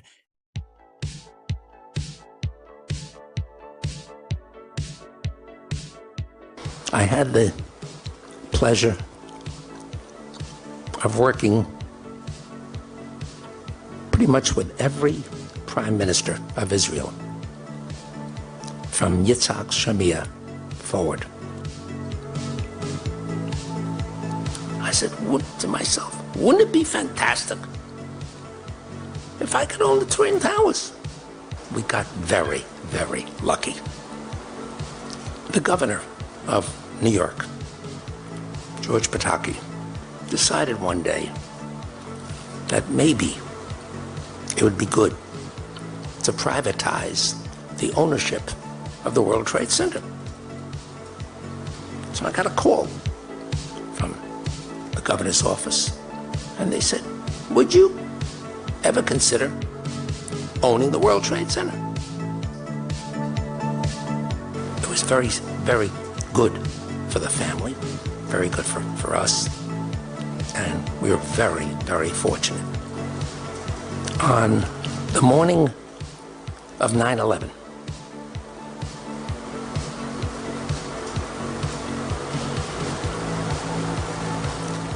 I'm getting ready, getting dressed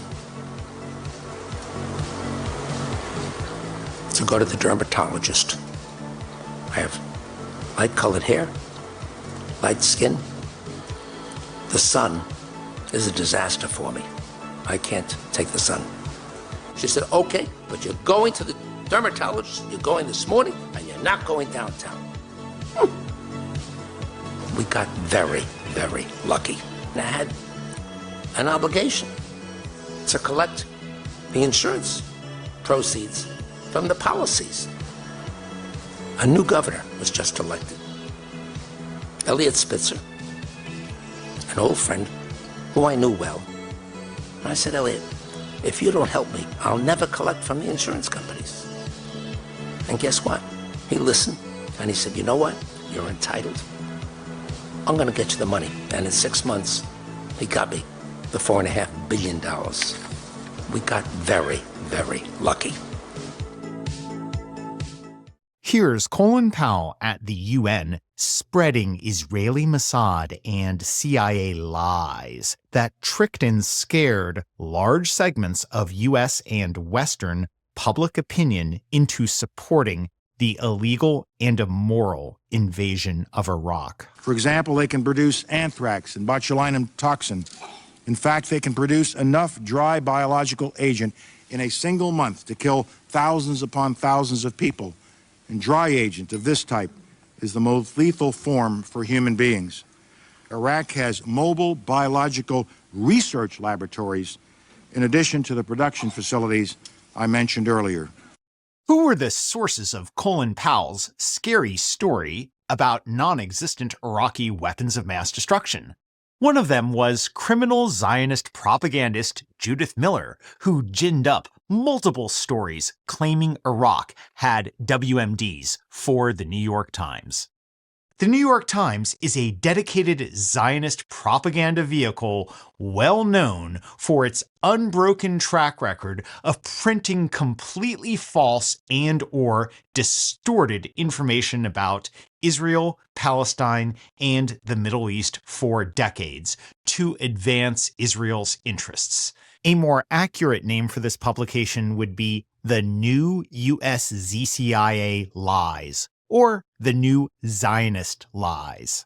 Judith Miller was deeply connected with Zionist neocon Louis Scooter Libby, who was both an attorney for Mossad agent Mark Rich and the chief of staff to Dick Cheney. Scooter Libby, who Slate magazine called the most significant intellectual influence behind the invasion of Iraq, also delivered to Colin Powell fraudulent reports claiming Iraq was an imminent threat to the U.S. and Saddam Hussein was linked to 9/11. In his memoir, Colin Powell castigated both Louis Libby's false reports about Iraq as well as the CIA for providing totally inaccurate information that Powell used in his UN presentation. As the world knows, no weapons of mass destruction were ever found. There were none. If we had known there were no weapons of mass destruction, there would have been no war. Now, what's going on here is that an Israeli plan known as the Yinon Plan, which was articulated in 1982, is being put into effect so that countries are being balkanized. That is, they're being broken up into ethnic statelets. You're causing friction between the various ethnic groups, breaking them up into ethnic statelets. That's the name of the game in Syria. That's what they did in Iraq. That's what's happened in Libya, etc. This is the Israeli plan to dominate the Middle East by breaking up the large Arab states and breaking up their armies and breaking the countries into pieces like Yugoslavia. There will be no competition for Israel, and Israel will have hegemony over in the entire region. If you take out Saddam's regime, I guarantee you that it will have enormous positive reverberations on the region. Oded Yinon's 1982 Zionist plan for the Middle East is in large part taking shape. Is this coincidence? Was Yinon a psychic? We in the West are victims of a long-held agenda, not of our making, and without a doubt, not in our interest. We're waging war for another entity, for another nation, for another interest that's not ours. And we're paying for it. Our sons and daughters are fighting it. And this is the partition of Palestine. When it happened in 1947, Menachem Begin rejected it. We had several other people in the country, even among the Jews, the Zionists particularly, who were against anything that was to be done if they couldn't have the whole of Palestine and everything handed to them on a silver plate so they wouldn't have to do anything. It couldn't be done. We had to take it in small doses. You can't move 5 or 6 million people out of a country and fill it up with 5 or 6 million more and expect both sets of them to be pleased. He said Jerusalem was and will forever be our capital, and Eretz Israel will be restored to the people of Israel, all of it and forever. This is to give you an idea what Eretz Israel means. It means the land of Israel, and according to people like Menachem Begin, it extends from the Nile River to the Euphrates.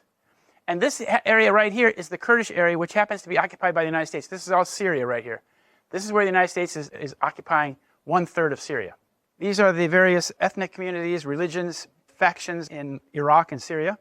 And from the Yinon plan, Yinon said the dissolution of Syria and Iraq is Israel's primary target on the Eastern Front. The dissolution of the military power of these states serves as the primary short-term target. We had all sorts of objections to everything that was done. Something had to be done. We went ahead and done it, and had it done, and now it's working out. Eventually, I think we'll have them all satisfied. But it's going to take a great deal of time yet to get the job done. This is exactly what we did. When we went to Iraq, first in 1991 and then again in 2003, we destroyed the Iraqi military. If you remember, one of the first things that happened is that when we got into Iraq, we disbanded the entire military, sent everybody home. No more jobs, no entitlements, nothing. So the military went away. And in Syria, we've been trying to do the same thing for the last 7 years. Now, this is another break area here. Periwinkle is the area of the Kurds. And this area is where most of the oil is. And the United States and Israel are supporting the Kurdish independence. This area here in northern Iraq and this part of northern Syria. And in pursuing that, the largest holder of the reserves in this Kurdistan area of Iraq is a company called Janel Energy, which is a Rothschild company. So they're going after the strategic assets. And these two cities, Mosul and Raqqa, were targets of the American anti-terrorist attacks last summer, which destroyed those cities, destroyed them. Here's Mosul in June of 2017, the great mosque of Al-Nuri, destroyed in the Battle of Mosul. The Americans, we put our artillery around the cities and just pounded them for months. And that has a price. Here's Syria, the other city in Raqqa, in Syria, October 2017. At least half the city is totally destroyed. We said we were fighting ISIS, but under the pretext of fighting ISIS, we destroyed the cities. ISIS is the target, and they put that target wherever they want, and then destroy everything around the target. From the Jordan River to the Middle East, that's all ours. It was promised to us. 1 week before the World Center, World Trade Center, those two great edifices of tremendous architecture, they were destroyed, in such a way that nobody still understands what happened. How come they were brought down in such a massive way? 1 week before, one of the great rabbis in Israel, a Hasidic rabbi, an Admor, he came to visit with some people, some of his disciples in the car. They prayed Mincha with Minyan in front of everybody passing in Manhattan. Where? Right there, near the World Center. After he finished the davening, the prayer, he said, say bye-bye to those buildings because you are not going to see them no more. It's unbelievable. There will be two big buildings in the land of Edom, which today we relate the word Edom to America. And those are the biggest, the tallest buildings in the world. And they will be brought down completely. And that will be the sign of the beginning of tremendous wars that will end only in the coming of the Mashiach. He said, say bye-bye to those buildings because you are not going to see them no more. It's unbelievable.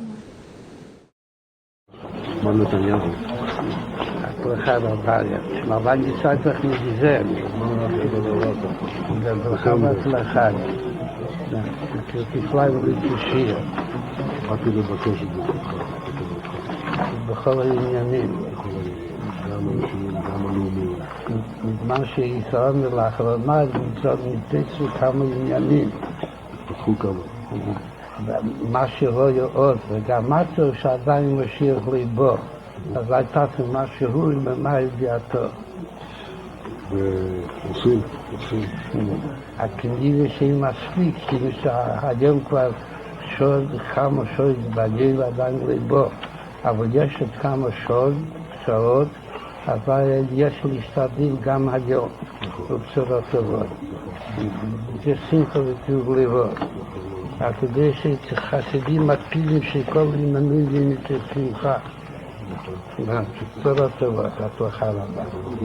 I hear the voices, and I read the front page, and I know the speculation, but I'm the decider, and I decide what is best. The decision of one man to launch a wholly unjustified and brutal invasion of Iraq.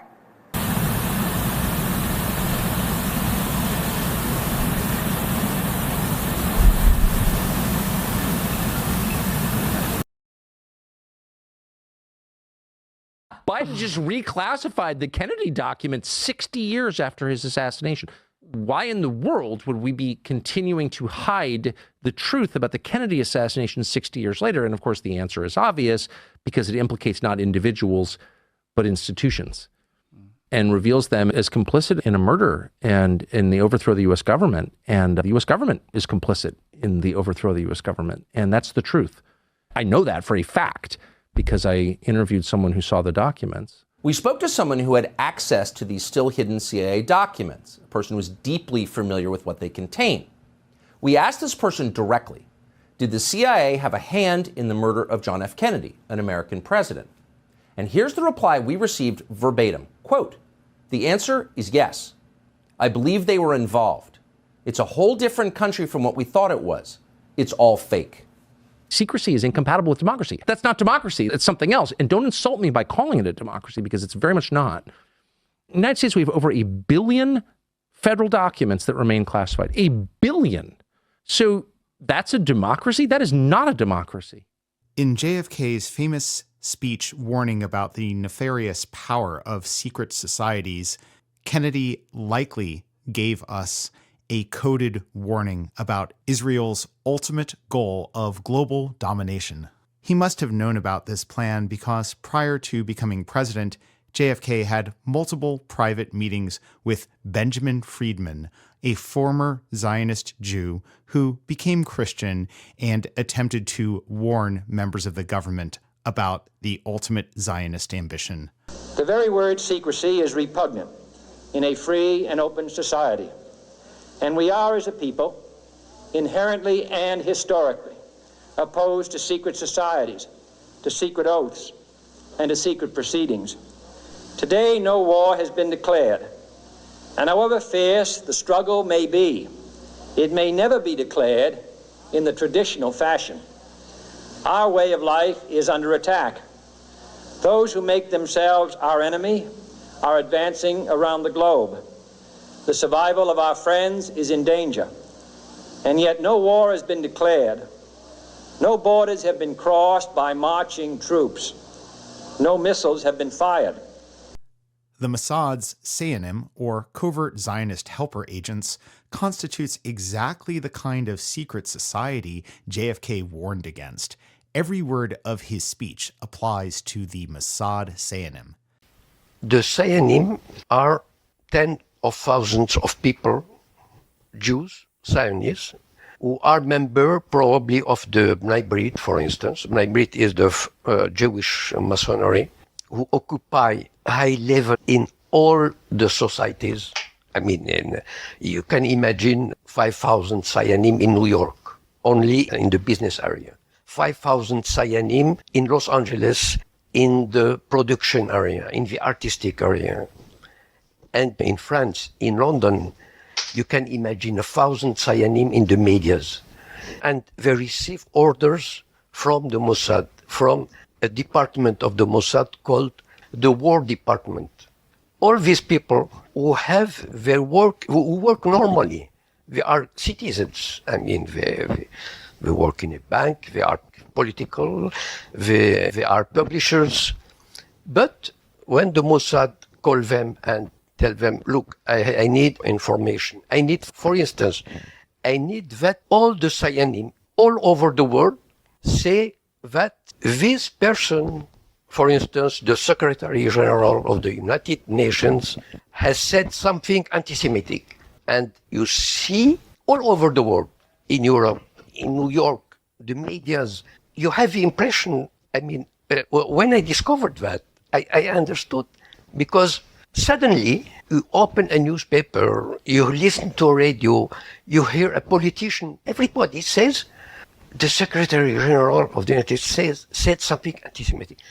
I mean, the poor guy. And why? Because the Mossad gave the order to do that. If anything, Cohen understates the power of the Mossad Zionism. Some of them are assassins who obviously have been tasked in the past with eliminating those who expose Zionist crimes.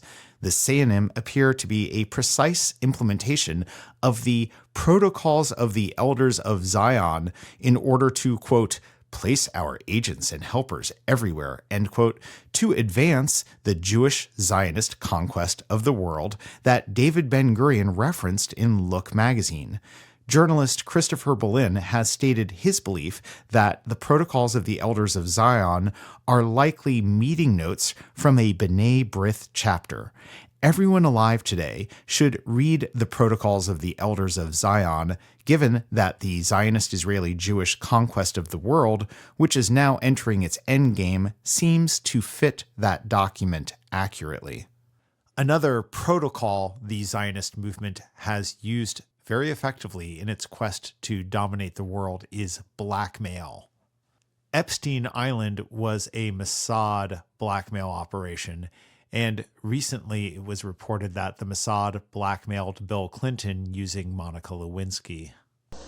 We decided long ago that the dangers of excessive and unwarranted concealment of pertinent facts far outweighed the dangers which are cited to justify it.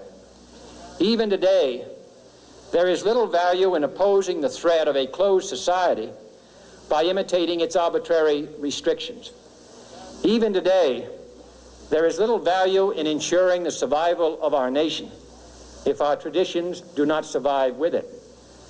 And there is very grave danger that an announced need for increased security will be seized upon by those anxious to expand its meaning to the very limits of official censorship and concealment.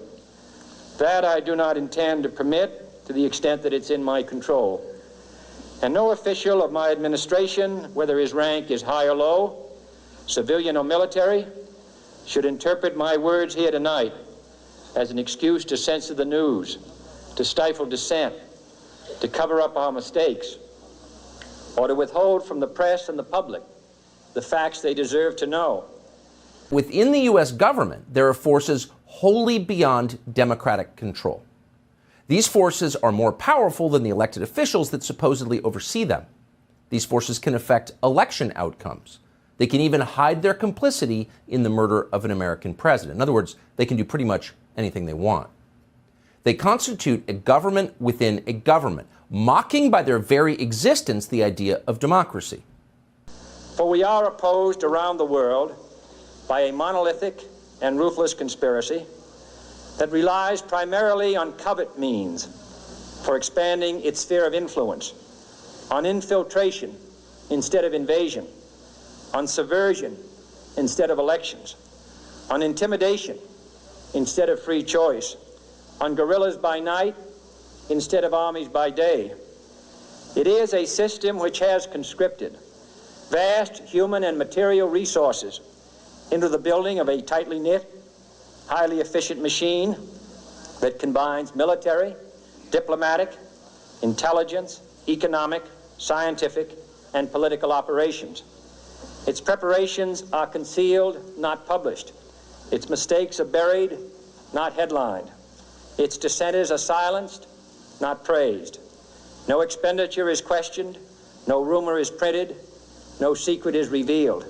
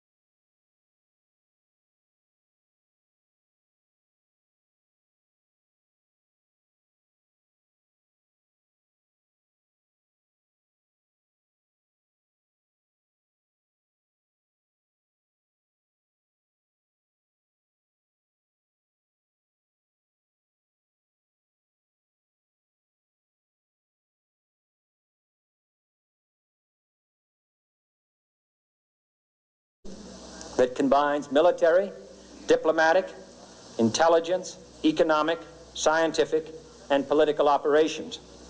Its preparations are concealed, not published.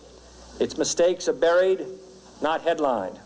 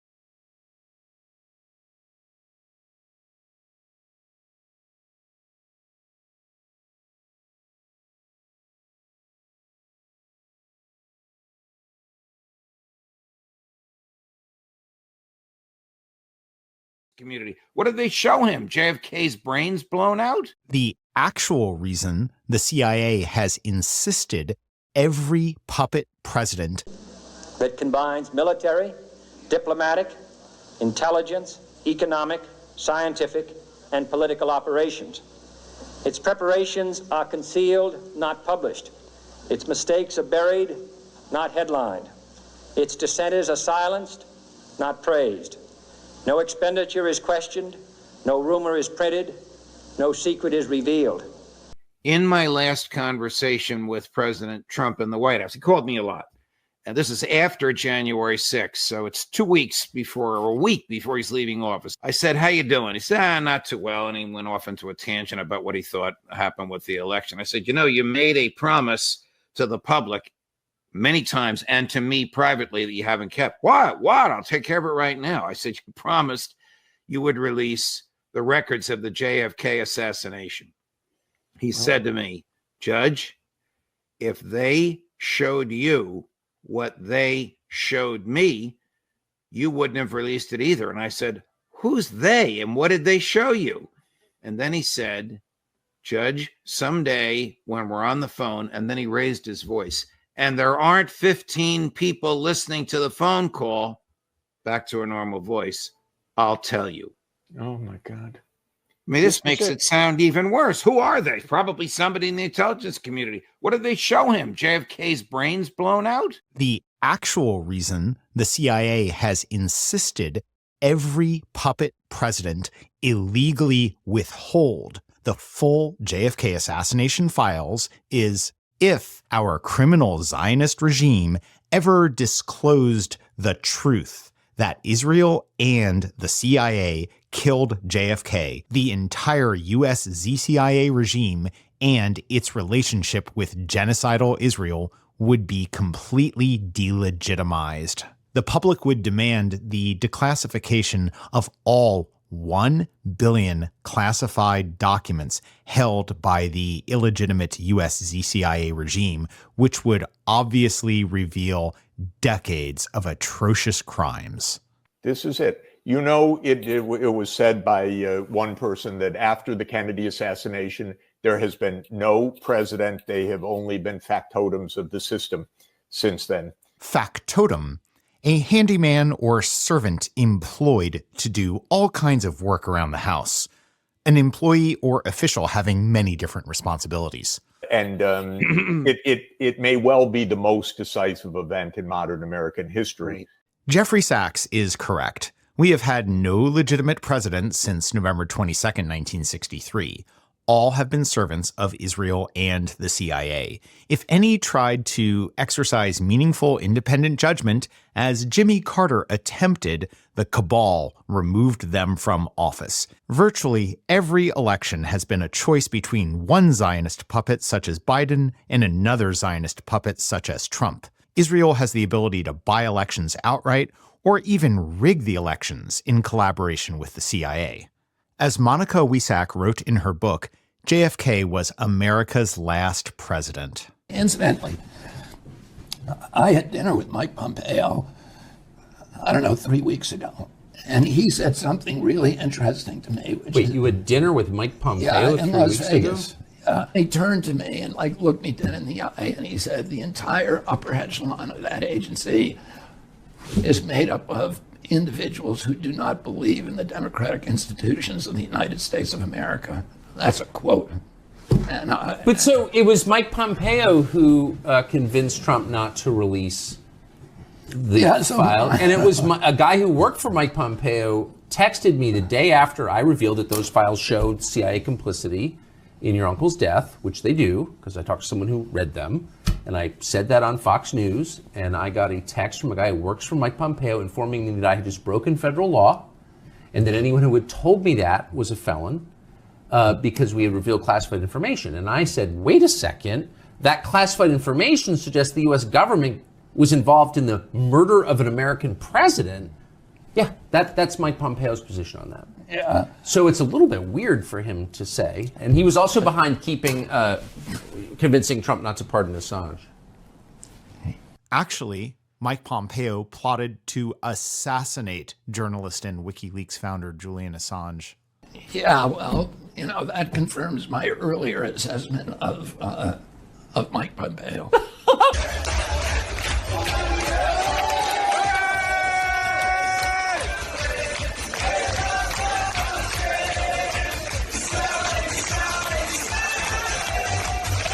Makes me wonder, are we just a shell company for Israel? Just a shell company for Israel? Just a shell company for Israel? Israel is not a colony of America whose leaders serve at the pleasure of the party in power in Washington.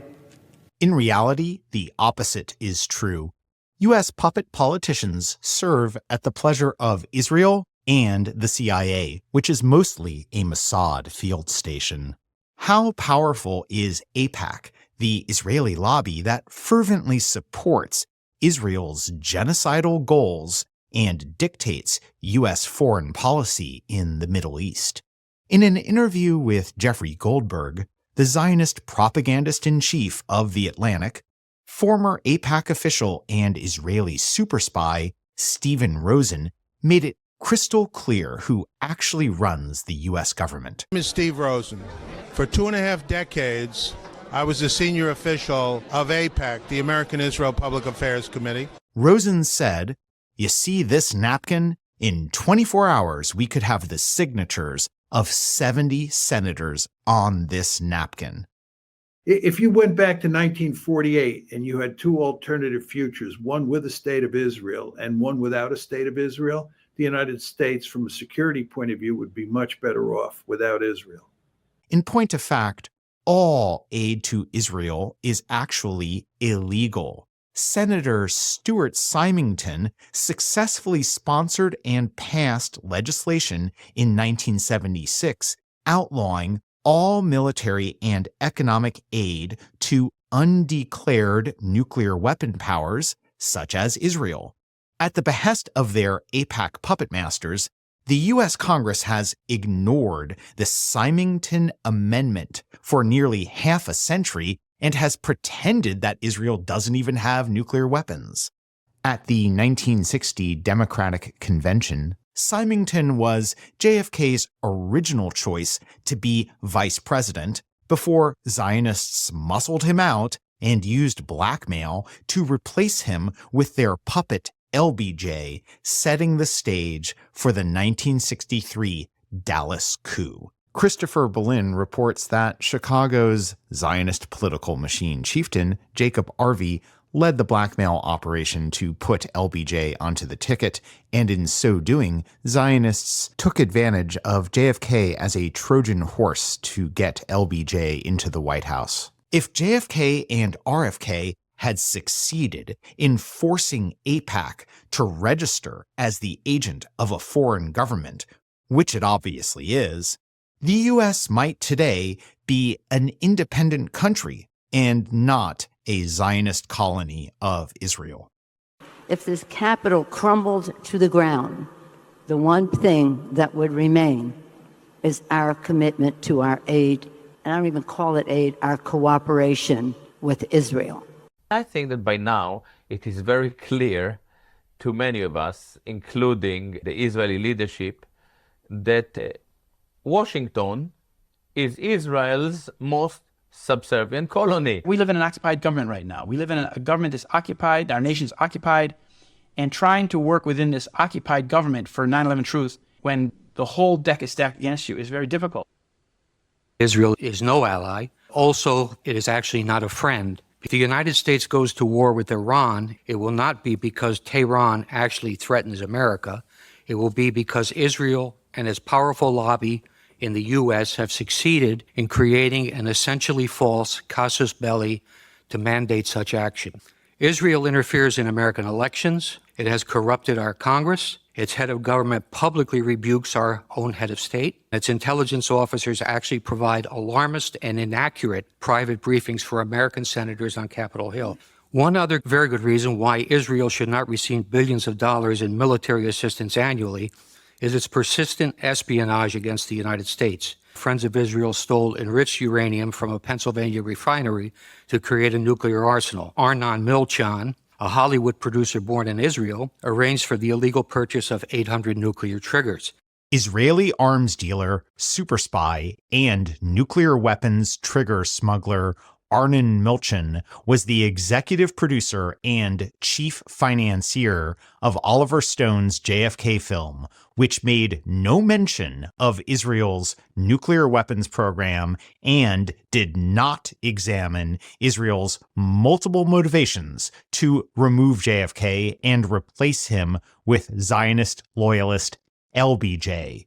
From Israel's perspective, solely blaming the CIA and the U.S. military establishment for the assassination of JFK is a convenient half-truth that shields Israel from scrutiny. Someday, somewhere, someone may find out the damn truth. We better. Israeli super spy Arnon Milchan also produced 3 Hollywood productions that foreshadowed Operation 9/11. The Medusa Touch in 1976, which featured an airplane crashing into a skyscraper, Fight Club in 1999, with multiple controlled demolitions of financial district skyscrapers, and the pilot episode of The Lone Gunman, first aired March 4th, 2001, in which hijackers attempt to fly an airplane into the World Trade Center using remote-controlled autopilot. Israel, which relies on Washington for political cover in international fora like the UN, does not spy discreetly, largely because it knows that few in Washington will seek to hold it to account. There were, for example, no consequences for the Israelis when Israeli Mossad intelligence officers, using passports and pretending to be Americans, recruited terrorists to carry out attacks inside Iran. Israelis using U.S. passports in that fashion put every American traveler at risk. Israel has obtained significant advantage by systematically stealing American technology with both military and civilian applications. The U.S.-developed technology is then reverse engineered and used by the Israelis to support their own exports. A General Accounting Office examination of espionage directed against American defense and security industries described how Israeli citizens residing in the U.S. had stolen sensitive technology to manufacture artillery gun tubes, obtained classified plans for reconnaissance systems, and passed sensitive aerospace designs to unauthorized users. The GAO concluded that Israel conducts the most aggressive espionage operation against the United States of any U.S. ally. FBI counterintelligence officer John Cole has reported how many cases of Israeli espionage are dropped under orders from the Justice Department. He provides a conservative estimate of 125 viable investigations into Israeli espionage involving both American citizens and Israelis that were stopped due to political pressure. So the answer to the question, is Israel an ally of the United States, is most definitely no.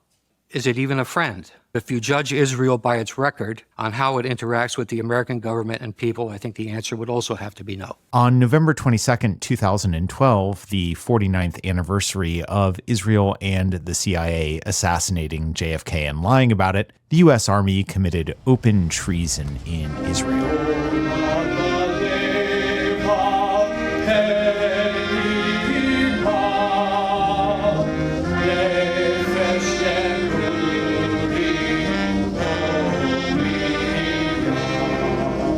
"9/11 has led directly to 60,000 Americans dead and wounded."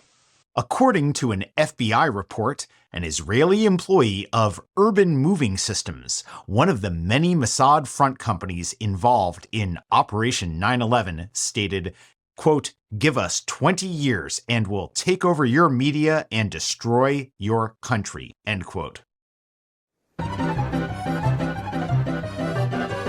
It's about time we stop apologizing for our support for Israel. There's no apology to be made. None. When I was a young senator, I say, if I were a Jew, I'd be a Zionist. I am a Zionist. You don't have to be a Jew to be a Zionist. Progress occurs in the Middle East when everyone knows there's simply no space between the United States and Israel.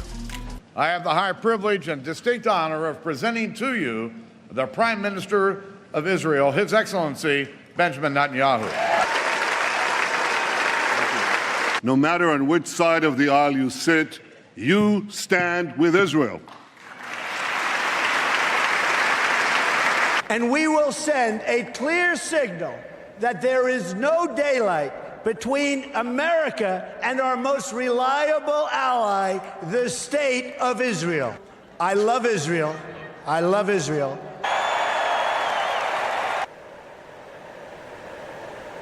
My personal prediction is that probably sooner than any of us realize or would like to envision, Israel is going to pull off another 9/11, another USS Liberty. Everyone knows that what happened on October 7th was an Israeli setup. Everyone knows. What? Look at him smile. It was an Israeli setup. What happened on October 7th was an Israeli setup. Need another 9/11. Need another 9/11. Need another 9/11. Since this terrorist attack took place, we've seen it described as Israel's 9/11. Well, for a nation the size of Israel, it was like 15 9/11s. When the U.S. military ordered Air Force members, such as Aaron Bushnell, to report for duty for Israel and participate in the Israeli genocide in Gaza, Bushnell's reaction was less jubilant than Mike Pompeo's. Is Aaron Bushnell. I am an active duty member of the United States Air Force, and I will no longer be complicit in genocide. I'm about to engage in an extreme act of protest, but compared to what people have been experiencing in Palestine at the hands of their colonizers, it's not extreme at all. This is what our ruling class has decided will be normal. Can I help you, sir? Oh, free Palestine! Hey! Free Palestine! Free Palestine! Free Palestine! Free Palestine! The night before his protest, Aaron Bushnell disclosed classified information to a friend confirming U.S. troops were on the ground in Gaza and were killing large numbers of Palestinians, underscoring that it's a joint U.S.-Israeli genocide. This aligns with a deleted White House Instagram post showing U.S. Delta forces deployed for Israel's so-called war in Gaza as early as October 20th, 2023. Bushnell, who frequently volunteered to serve homeless people in San Antonio, Texas, posted the following on social media just before his protest. Many of us like to ask ourselves, what would I do if I was alive during slavery, or the Jim Crow South, or apartheid? What would I do if my country was committing genocide? The answer is, you're doing it right now. If you're wondering if Aaron had planned this out prior in advance, the answer is yes. Aaron had made a will, and he specified that his savings should be donated to the Palestine Children's Relief Fund. With Bushnell on the ground, a security guard in front of the Israeli embassy rushed to point a gun at him, while an American voice said, "I don't need guns, I need fire extinguishers." I don't need guns, I need fire extinguishers. After Bushnell passed away, the Israeli Mossad commentary account on X labeled this courageous American an enemy and celebrated his demise. A flood of Israelis and Zionists heaped scorn, mockery, and insults on Bushnell and his sacrifice. Bushnell is not the first American to die protesting Israeli war crimes. When 23-year-old Rachel Corrie traveled to Gaza to non-violently oppose Israel's systematic and illegal demolition of Palestinian homes in 2003, the Israeli military intentionally ran her over with the blade of a weaponized Caterpillar bulldozer and murdered her. She was at eye level with the driver of the bulldozer. She was up, her head and upper torso were actually above the blade of the bulldozer. So he could very clearly see that she was there, her in her orange fluorescent jacket that she was wearing. But instead of stopping at this point, he continued forward until she was sucked all the way underneath the bulldozer. Israel's chief pathologist reportedly then harvested her organs, something he previously admitted doing to other victims. In 2013, soldiers in the most immoral army on earth threw a Rachel Corrie pancake party to celebrate Israel's victory, flattening her. I've been here for about a month and a half now, and this is definitely the most difficult situation that I've ever seen. In the time that I've been here, children have been shot and killed. On the 30th of January, the Israeli military bulldozed the two largest water wells, destroying over half of Rafah's water supply. What I'm witnessing here is a very systematic destruction of people's ability to survive, and that is incredibly horrifying. The current Israeli government, I don't have a great deal of faith that they're going to listen to any message from me. I think it has become clear that this government does not care about the safety of its own people and doesn't care at all about the lives of Palestinian people. People's lives here are almost completely controlled by the Israeli government. I think Americans largely get it. They know who the good guys are and who the bad guys are. Washington is Israel's most subservient colony. It's a whole different country from what we thought it was. It's all fake.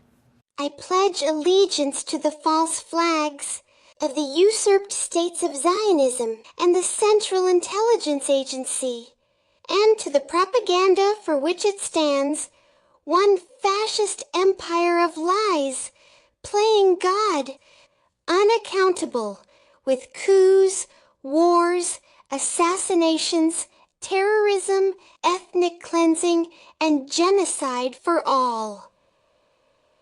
And once the terror network has nuclear weapons, it is only a matter of time before those weapons will be used. You cannot prevent a dictator who has used terrorism in the past, who cavorts and supports and encourages terror organizations from using this weapon by giving it to someone, by having them threaten to use it against his enemies. So I have very little sympathy for what has become of that state. It's a satanic state. You know, you look at the polls, 60% of Israelis, 60%, say Israel's not using enough force in Gaza. Someday, somewhere, someone may find out the damn truth. We better, or we might just as well build ourselves another government, like the Declaration of Independence says to when the old one ain't working. A patriot must always be ready to defend his country against its government. Individual human beings have to create justice, and this is not easy. because the truth often poses a threat to power, and one often has to fight power at great risk to themselves. The truth is the most important value we have, because if the truth does not endure, if the government murders truth, if we cannot respect the hearts of these people, then this is not the country in which I was born in, and it's certainly not the country that I want to die in. Tennyson wrote, "Authority forgets a dying king." This was never more true than for John F. Kennedy, whose murder was probably one of the most terrible moments in the history of our country. That's not what your country can do for you, but what you can do for your country. Do not forget your dying king. Show this world that this is still a government of the people, for the people, and by the people. Nothing as long as you live will ever be more important. It's up to you. Free America and Palestine from Zionism. If you found this video moving, share it with everyone you know. We can yet free humanity. It's going to require all of us to say 3 magic words. Israel did 9/11. We have to say it loud and proud. We have to shout it from the rooftops. Israel did 9/11. Israel cast a satanic curse on the entire world on September 11th, 2001. If we all say Israel did 9/11, it's going to break the curse, because all of the conflicts, all of the violence, all of the wars have been manipulated through deceit. When we tell the truth, it will set us free.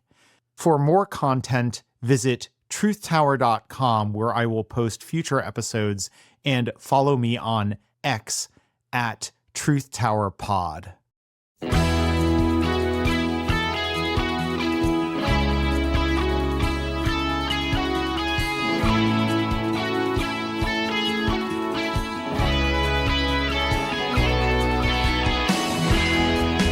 They pretend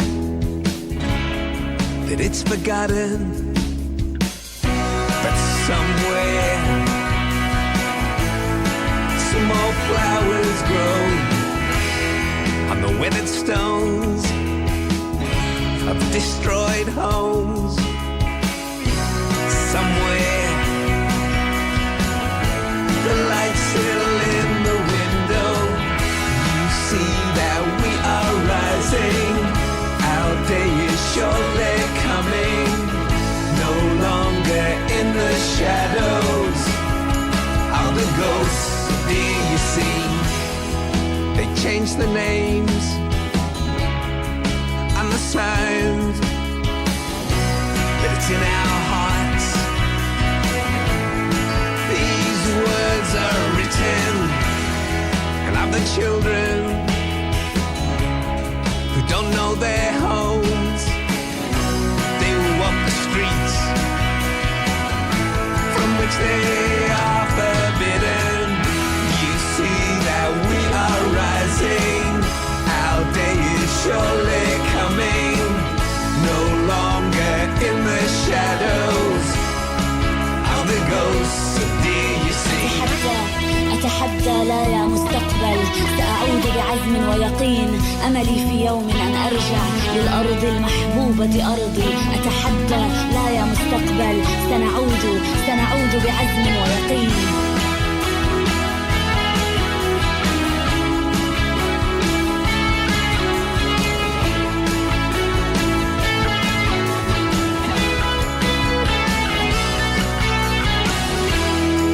Of the old ones now passed on, but it's their blood. Our hearts are pumping. They will walk with us when we return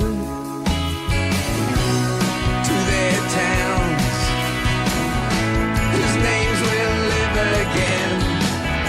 You see that we are rising, our day is surely coming.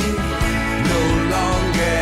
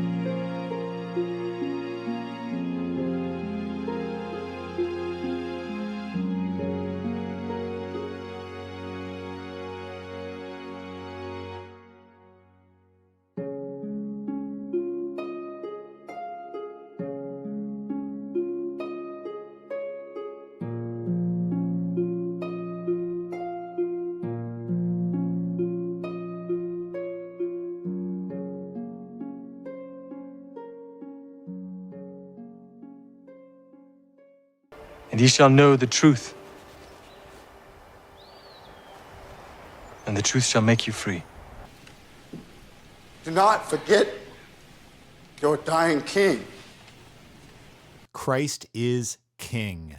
Well, what did you think? I would love to hear from you. Email me your thoughts on this documentary that you just watched, Kim@KimIversen.com. Did you agree with it? Did you disagree with it? If you have some fact-checking you want to do on it, I would love to hear from you, Kim@KimIversen.com. And I will be having that conversation with Matthew next Friday. So anything you could send me that will be helpful for that conversation, I definitely appreciate it. Also, you can reach out to Matthew himself. He is at truthtower.com, and you can also follow him on X at truthtowerpod. All right, guys, that is it for tonight's show, or for today's show. I know we're airing this earlier in the day so that you guys would have a chance to watch it when you wanted to. Or if you didn't watch it today, you could watch it anytime before the interview with Matthew next week. Thank you guys so much for watching. We'll be back with another show tomorrow. So we were only out of the studio today. That's it. We're back tomorrow, 5 p.m. Pacific, 8 p.m. Eastern. Happy 4th of July, everybody. Thanks for watching.